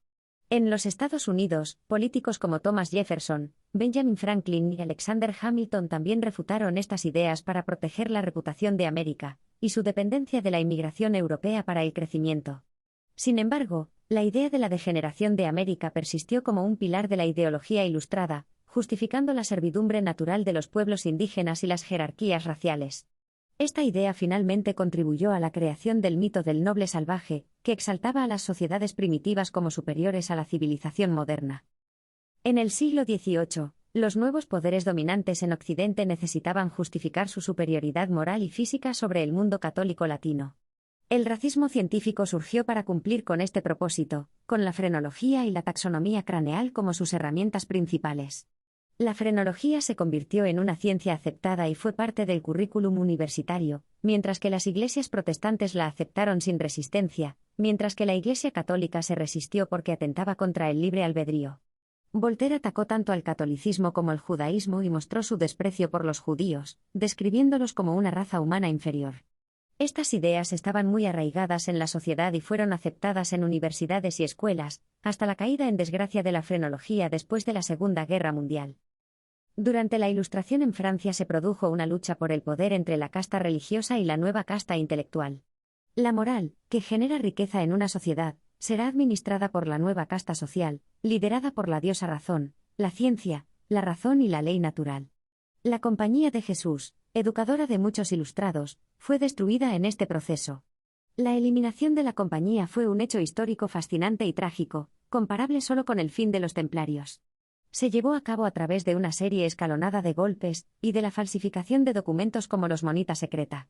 La difamación convirtió a los jesuitas en autores de toda clase de siniestras tramas, lo que provocó la paranoia y la expulsión de los jesuitas del Imperio Español por Carlos III. La expulsión provocó la destrucción de infraestructuras educativas, pueblos abandonados, talleres artesanos destruidos, campos de cultivo desiertos y tribus enteras dejadas a su suerte. Uno de los mayores perjuicios fue la desaparición del Colegio San Pablo de Lima, una institución educativa de élite respaldada por una próspera agroindustria que contaba con una biblioteca con más de 40.000 volúmenes y una impresionante colección de instrumentos científicos. La expulsión de los jesuitas provocó el suicidio del Imperio Español. Las misiones jesuitas de Moxos, ubicadas en lo que hoy es Bolivia, albergaron a 30 grupos étnicos diferentes en 15 pueblos que la Compañía administró desde 1664 hasta 1776. Al igual que las misiones de Chiquitos, las de Moxos se destacaron por su buena asimilación de la doctrina cristiana, el buen rendimiento agropecuario, el trabajo comunitario y la producción musical de calidad, que se enseñaba siguiendo la metodología jesuita. En 2006, se descubrieron en Moxos 4.000 páginas de partituras barrocas en perfecto estado que datan de los siglos XVII y XVIII. Sin embargo, la expulsión de la Compañía de Jesús en 1767 llevó a un abandono instantáneo de los pueblos misionados, la paralización de las siembras y la pérdida de población, lo que condujo a un estado de depresión colectiva entre los indígenas y la desaparición de su cultura musical. La fiebre del caucho y la explotación de la quinina, y el tabaco con mano de obra indígena también contribuyeron a la marginación y violencia en la región. En 1990, los pueblos de las tierras bajas organizaron una marcha con música barroca para reivindicar sus derechos a las tierras que les fueron arrebatadas y, en 1996, se creó un Festival Internacional de Música Renacentista y Barroca Americana para celebrar y preservar la cultura musical de la región. La actividad de los jesuitas generó prosperidad, riqueza y civilización, pero su expulsión provocó una parálisis cultural y social que todavía se siente hoy en día. El mito de que la Inquisición y el índice de libros prohibidos destruyeron la vida intelectual en España fue creado por la Ilustración francesa para separar a España de la civilización. Sin embargo, Francia también tenía un índice de libros prohibidos, y muchos libros que nunca estuvieron prohibidos en España sí lo estuvieron en Francia. La prohibición de un libro no destruye su difusión ni popularidad. El exjesuita francés Guillaume Thomas Raynal escribió una obra sobre la historia filosófica y política del establishment en las dos Indias, que tuvo un gran éxito editorial, pero luego fue prohibida por el gobierno francés y la Iglesia. La persecución no impidió el éxito de la obra y generó gran interés público. Raynal tuvo que huir a Suiza, y luego a Prusia y Rusia antes de poder regresar a Francia. La obra no fue prohibida en España, y fue traducida por el duque de Almodóvar. La Ilustración francesa presentó a la Inquisición católica y su índice de libros prohibidos como el centro de la sociedad católica represiva y atrasada. Esta construcción argumental niega la realidad de que la censura y la prohibición de libros no son un fenómeno exclusivo de los países católicos. La censura en Gran Bretaña fue muy estricta en sus colonias, y se estableció una ley en 1737 para censurar obras de teatro de contenido político, moral o religioso. La censura directa en bibliotecas y librerías es otro tipo de censura que existe en países protestantes, como Suecia y Noruega, y en los Estados Unidos y Canadá se han prohibido libros, y se ha ejercido vigilancia en las bibliotecas y escuelas públicas. La persecución y el exilio de los intelectuales fueron fenómenos generalizados en toda Europa, como se ejemplifica en la vida de Pierre Bayle, un filósofo francés del siglo XVIII que se convirtió al catolicismo, y posteriormente huyó a Suiza para escapar de la persecución. Finalmente se estableció en la Universidad Protestante de Sedan en el Sacro Imperio Romano, pero tuvo que huir nuevamente cuando Francia invadió el ducado. Bayle fue pionero en dos características de la Ilustración: la popularización de ideas científicas e ideológicas a través de publicaciones periódicas de pequeño formato y la publicación de enciclopedias. Otros pensadores ilustrados, como Voltaire, también experimentaron el exilio y la censura. El artículo concluye desafiando la noción de que la experiencia de Pablo de Olavide en España fue representativa de la represión que enfrentaron los pensadores ilustrados, pidiendo a los lectores que nombren a otros 5 que hayan experimentado una persecución similar. La ley del silencio es un fenómeno que se extiende mucho más allá de la historia de los jesuitas en España, y su objetivo es hacer invisible cualquier logro cultural, científico o social producido en el mundo católico, mientras se exaltan los producidos en el mundo protestante. De esta forma, los logros católicos parecen excepcionales y los protestantes constantes, y los problemas y dificultades sucedidas en el mundo católico son destacadas repetidamente hasta la saciedad, mientras que los del mundo protestante son presentados como una excepción en una trayectoria perfecta. Esto ha afectado incluso a la Escuela de Salamanca, un grupo de iusnaturalistas y moralistas del siglo XVI y XVII, cuyas iniciativas en el ámbito de la economía política tuvieron éxito en Europa, pero que fueron olvidados durante mucho tiempo. El descubrimiento de la vacuna contra la viruela, atribuido a Edward Jenner, fue el resultado de la Real Expedición Filantrópica de la Vacuna contra la Viruela liderada por Francisco Javier Balmis, un médico militar español. Sin embargo, la historia ha sido contada ignorando la participación de Balmis. De manera similar, Benito Feijóo, quien fue el gran creador y divulgador del pensamiento ilustrado mucho antes de que se publicara la enciclopedia que se estudia en los libros de texto europeos, fue oscurecido debido a su afiliación católica. La ley del silencio es responsable de la representación mental que el europeo tiene de su mundo, y su existencia debe ser reconocida y combatida para que se reconozcan las contribuciones y logros de todos, independientemente de su afiliación religiosa. La Ilustración se convirtió en una iglesia militante, que condenó todo lo que había antes de ella como superstición y atraso bajo la férula de la Iglesia católica. Esta se convirtió en el enemigo del saber y la libertad. La intelectualidad española colaboró activamente en la asimilación de los prejuicios de la leyenda negra. Esta no es solo una forma de prejuicio que deforma la realidad, sino también un producto que sigue teniendo amplio mercado. Capítulo 15. El siglo XIX. Nacionalismo, liberalismo y racismo científico. Durante el siglo XIX, se reescribió la historia de Europa para crear convenientes historias nacionales y explicar la falta de unidad política en países como Reino Unido, Alemania, Italia y Francia. La reescritura del pasado incluyó silenciar algunos hechos, exaltar otros y maquillar muchos para glorificar a las naciones. El Imperio español fue utilizado como chivo expiatorio para explicar la falta de éxito en algunas naciones y como ejemplo a seguir en otras.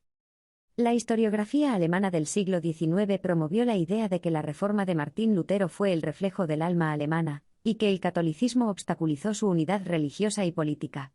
Leopold von Ranke, padre de la historia contemporánea, defendió una historia científica basada en documentos, pero su elección selectiva de fuentes evidenció hispanofobia y anticatolicismo.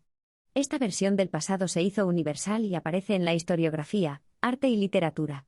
España, mientras tanto, asumió los tópicos de la leyenda negra para explicar su decadencia, mientras varios nacionalismos periféricos en España repetían el cuadro de los horrores del Imperio español. La Inglaterra victoriana, considerada la cumbre del periodo colonial británico, no fue un periodo de alegría y prosperidad constante.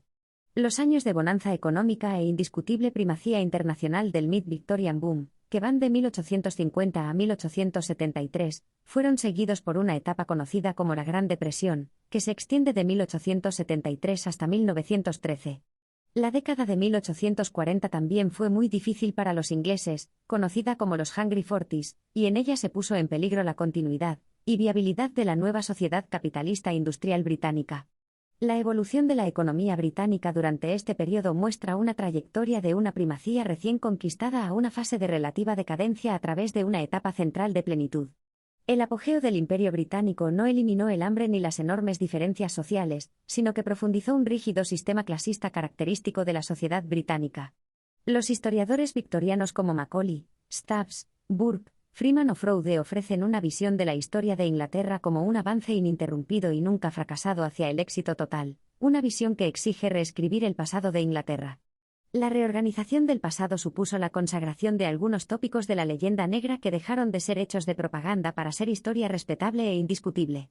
La tolerancia religiosa era un fenómeno desconocido allí, y el racismo se hacía popular entre las clases letradas y pseudoletradas cuando se asumía que la mayor o menor importancia que un pueblo tenía en Europa se medía por la cantidad de genes germanos de que disfrutaba. El siglo XIX francés estuvo marcado por intentos fracasados de expansión después del desastre napoleónico. En 1830, Francia aceptó la creación de Bélgica, formada a partir de la expansión napoleónica, debido a la presión de Gran Bretaña y Rusia que querían evitar el fortalecimiento de Francia. En este contexto, los franceses comenzaron a usar el término Latinoamérica para referirse a las naciones que se independizaron de la monarquía hispánica, como una forma de incluir a Francia en el nuevo mapa político de Sudamérica. La palabra Hispanoamérica no se usaba porque resaltaba la presencia española en el continente. En 1863, Francia promovió al trono de México a Maximiliano I, presentándolo como un latino que gobernaría bajo el protectorado de Francia. Sin embargo, la empresa fracasó y Maximiliano fue fusilado 4 años después. A pesar del fracaso, la palabra Latinoamérica se popularizó y se utiliza hasta hoy. Además, Francia sufrió una humillante derrota en la Guerra Franco-Prusiana de 1870 y tuvo problemas de orden público. La historiografía francesa del siglo XIX repetía los tópicos sobre España y su imperio, pero Francia se presentaba como la nación elegida por Dios. El colonialismo y sus horrores no fueron objeto de interés en Europa, como se ve en la existencia de una calle dedicada a Leopoldo II de Bélgica, un gran genocida. En el siglo XIX se consolida la fusión entre historia y literatura, dando lugar al triunfo de la novela como objeto de consumo masivo, especialmente la novela romántica e histórica que trata temas como la Inquisición y la Edad Media en España, creando realidades a partir de anacronismos y fantasías. Durante el siglo XIX, la novela gótica y la novela histórica contribuyeron a consolidar los tópicos de la leyenda negra hispanófoba y anticatólica en el imaginario europeo, a través de la mezcla de verdad y literatura y la popularización de la novela como objeto de consumo masivo. La perversión sexual, presente en la hispanofobia desde el siglo XVIII, se convirtió en un tema común en la literatura erótica anticatólica española, con autores como Antonio Gavín que mezclaban la realidad con la ficción para dar coartada a la historia del harén de jóvenes que los inquisidores mantenían en Zaragoza para su disfrute personal. El éxito de estos textos se debe en parte a la necesidad de mantener viva la idea de que los malvados católicos podían poner en peligro Gran Bretaña en un contexto de inestabilidad política. Gavín, como otros conversos al protestantismo, denigraba ferviente y persistentemente la confesión que había abandonado. Este proceso es algo que hemos visto antes en este libro. Es curioso notar que lo mismo no ocurre al revés y uno podría preguntarse por qué. Un protestante que deja su iglesia para convertirse al catolicismo no siente la necesidad de ofender a la iglesia abandonada porque está entrando en un mundo que no lo exige. De hecho, si lo hicieran, sería mal visto. En cualquier caso, el converso católico escribirá textos apologéticos defendiendo los principios católicos y la base de sus morales, pero no describirá horrores y mentiras con la intención de demostrar el deterioro ético, la ignorancia o el fanatismo de la confesión protestante que ha dejado atrás.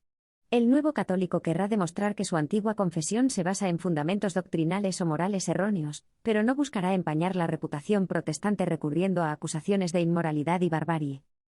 El caso de Chesterton es paradigmático, al igual que los de otras conversiones espectaculares, como las de John Henry Newman, Ronald Knox, T.S. Eliot o Tolkien.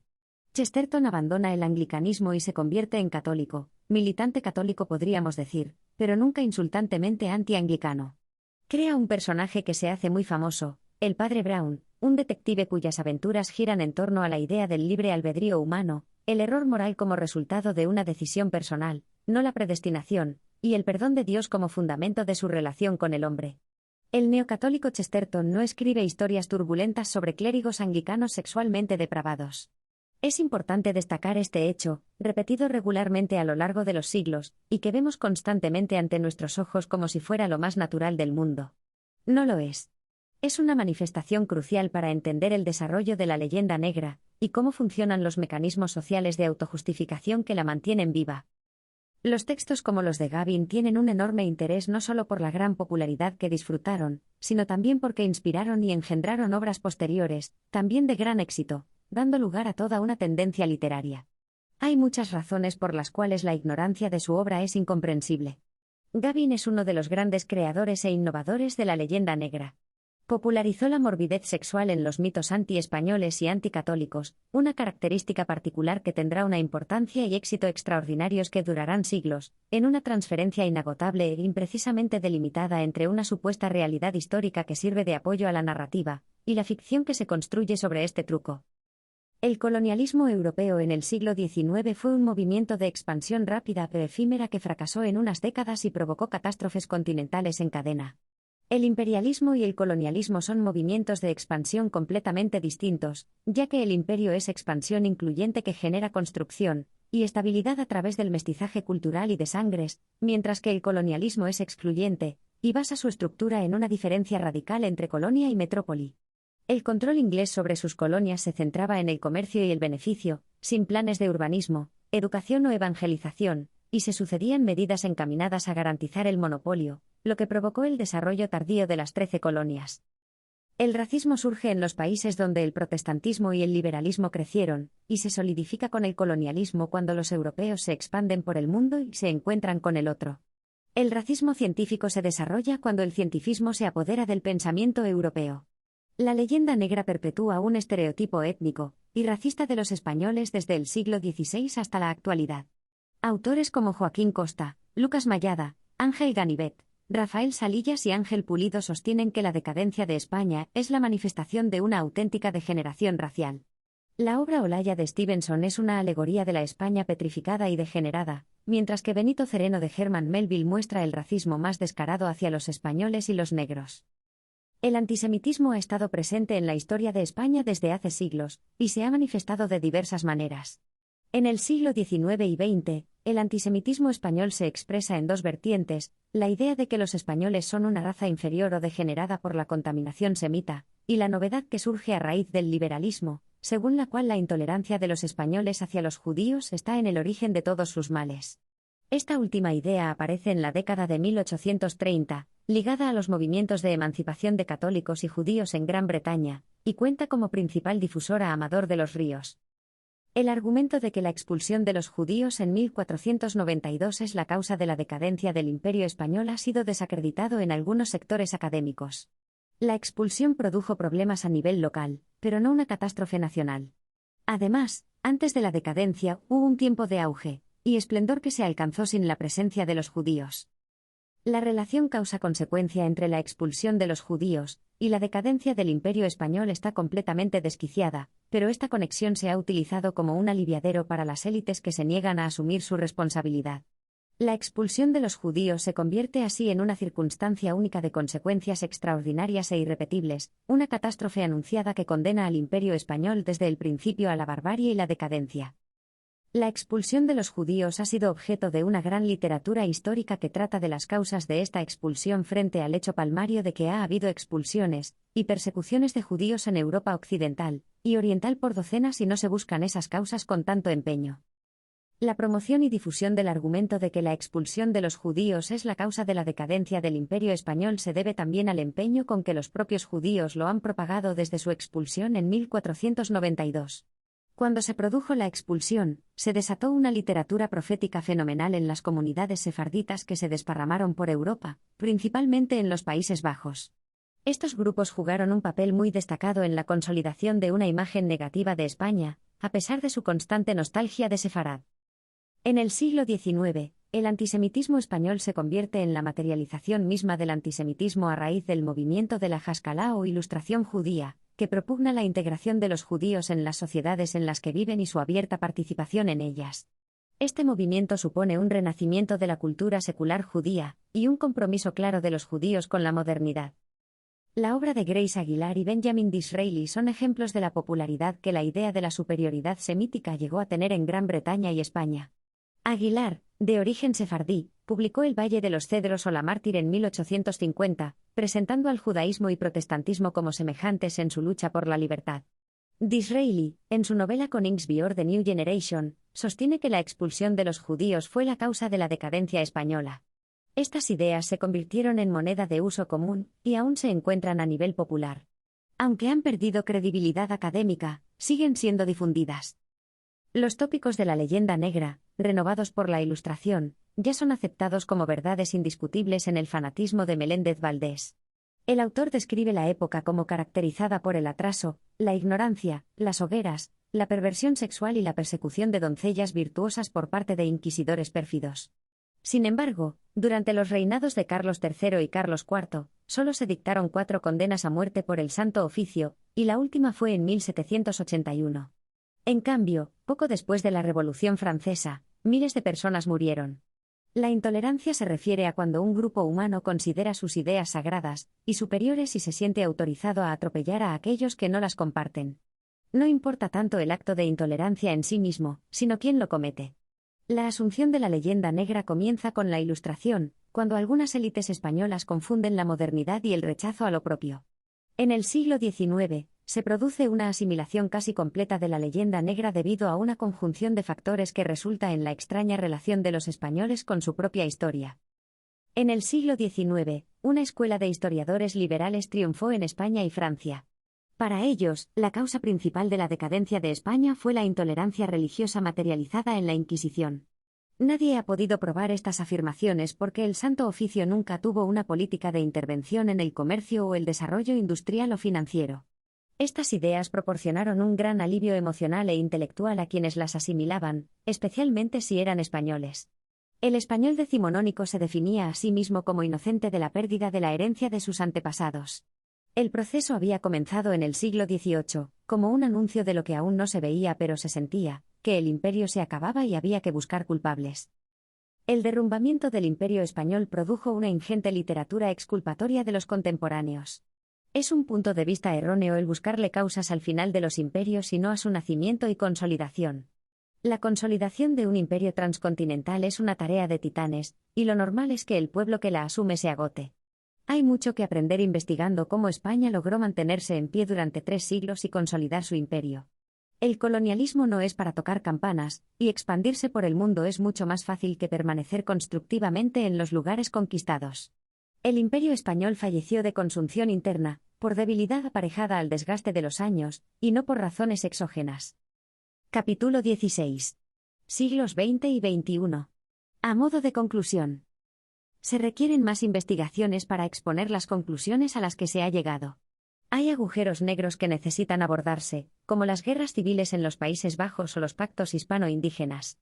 La versión de la historia de Europa aceptada y sancionada académicamente se escribió para justificar el protestantismo, el colonialismo y los nacionalismos decimonónicos, lo que la mantiene viva. La leyenda negra y sus consecuencias siguen presentes en la actualidad, y hay que acabar con la absurda idea de que es un fenómeno del pasado. Se trata de un problema doloroso y caro que debe ser reflexionado.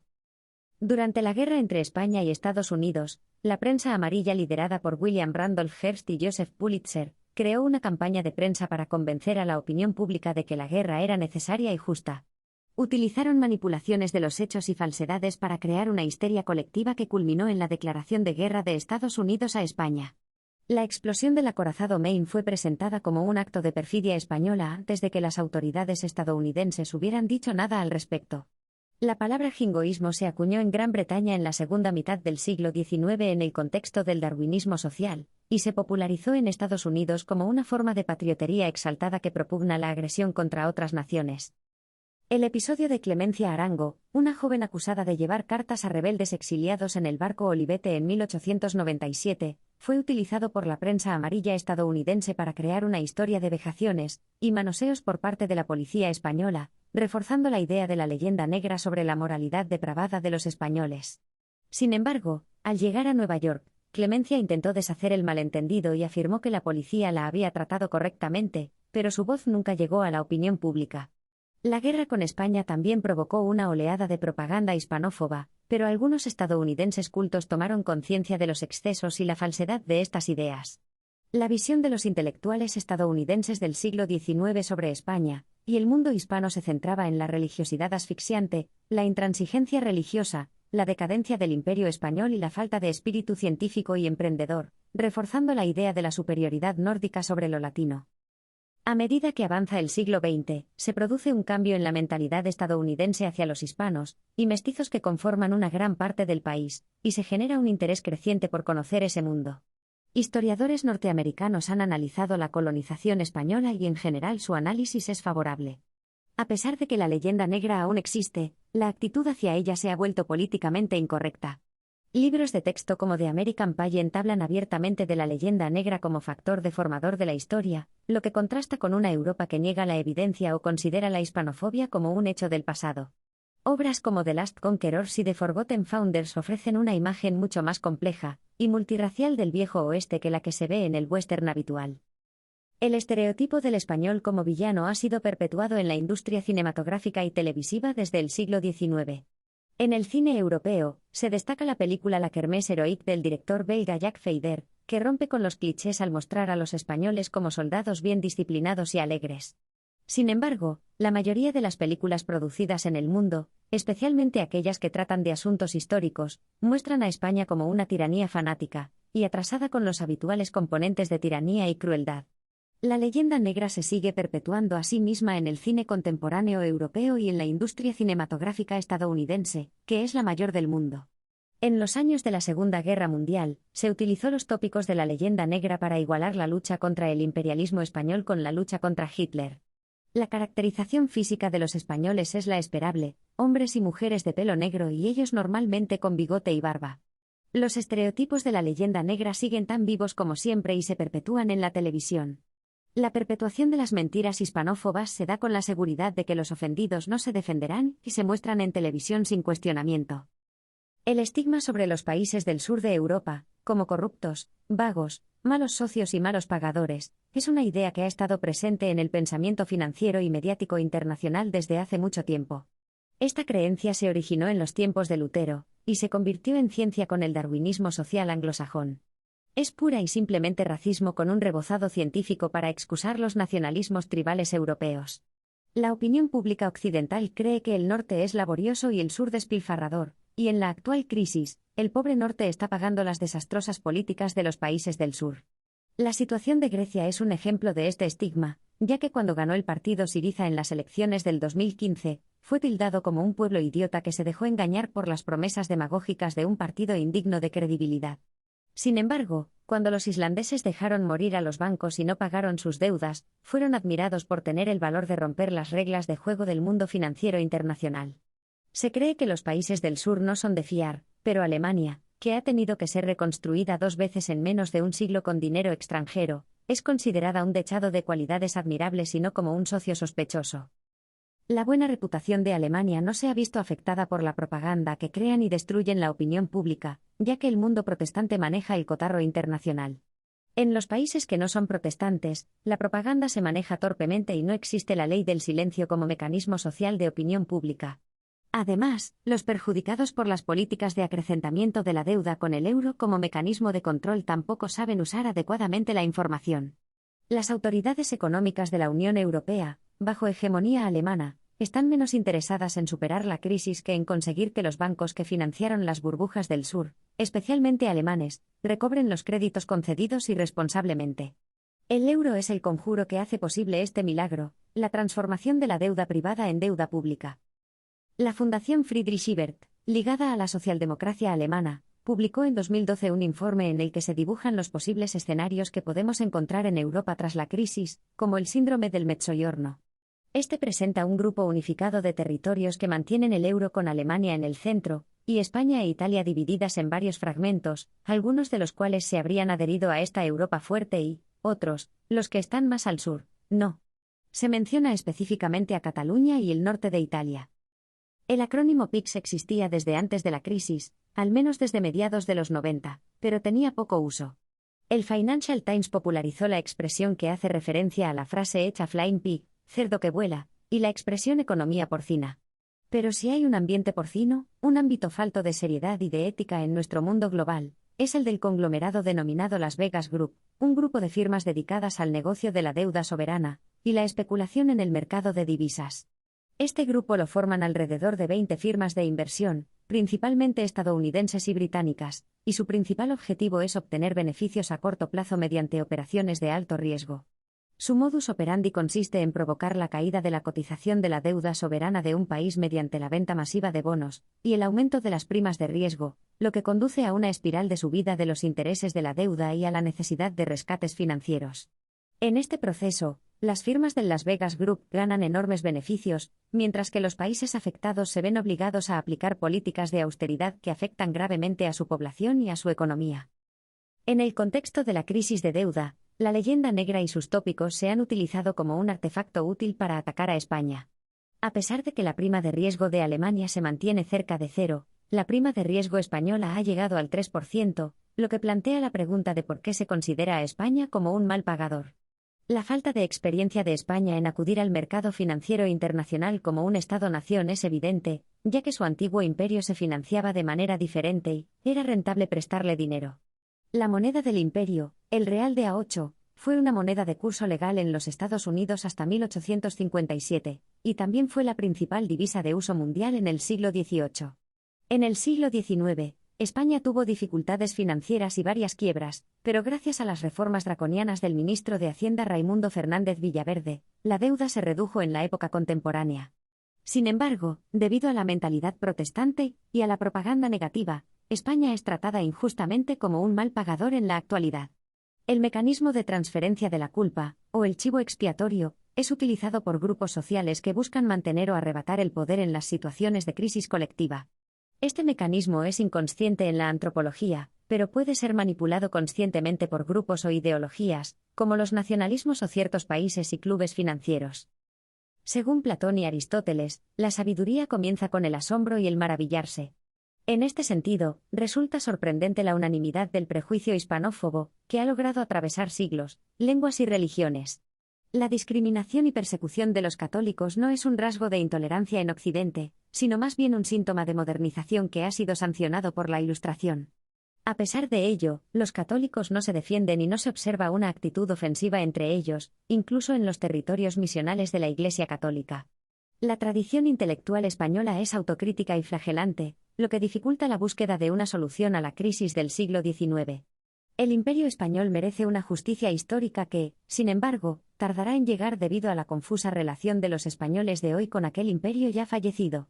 El ciclo hispánico, tal como lo definió Madariaga, sigue siendo difícil de comprender para la historiografía occidental, y la continuidad del prejuicio hispanófobo resulta sorprendente frente a la discontinuidad del imperio. La hispanofobia y sus tópicos se perpetúan debido a su papel en la autojustificación de las naciones protestantes, que necesitan un enemigo para explicar lo que va mal. La leyenda negra se convierte en un mecanismo social útil y rentable, y sus prejuicios gozan de gran predicamento intelectual, lo que dificulta cualquier discusión sobre el tema.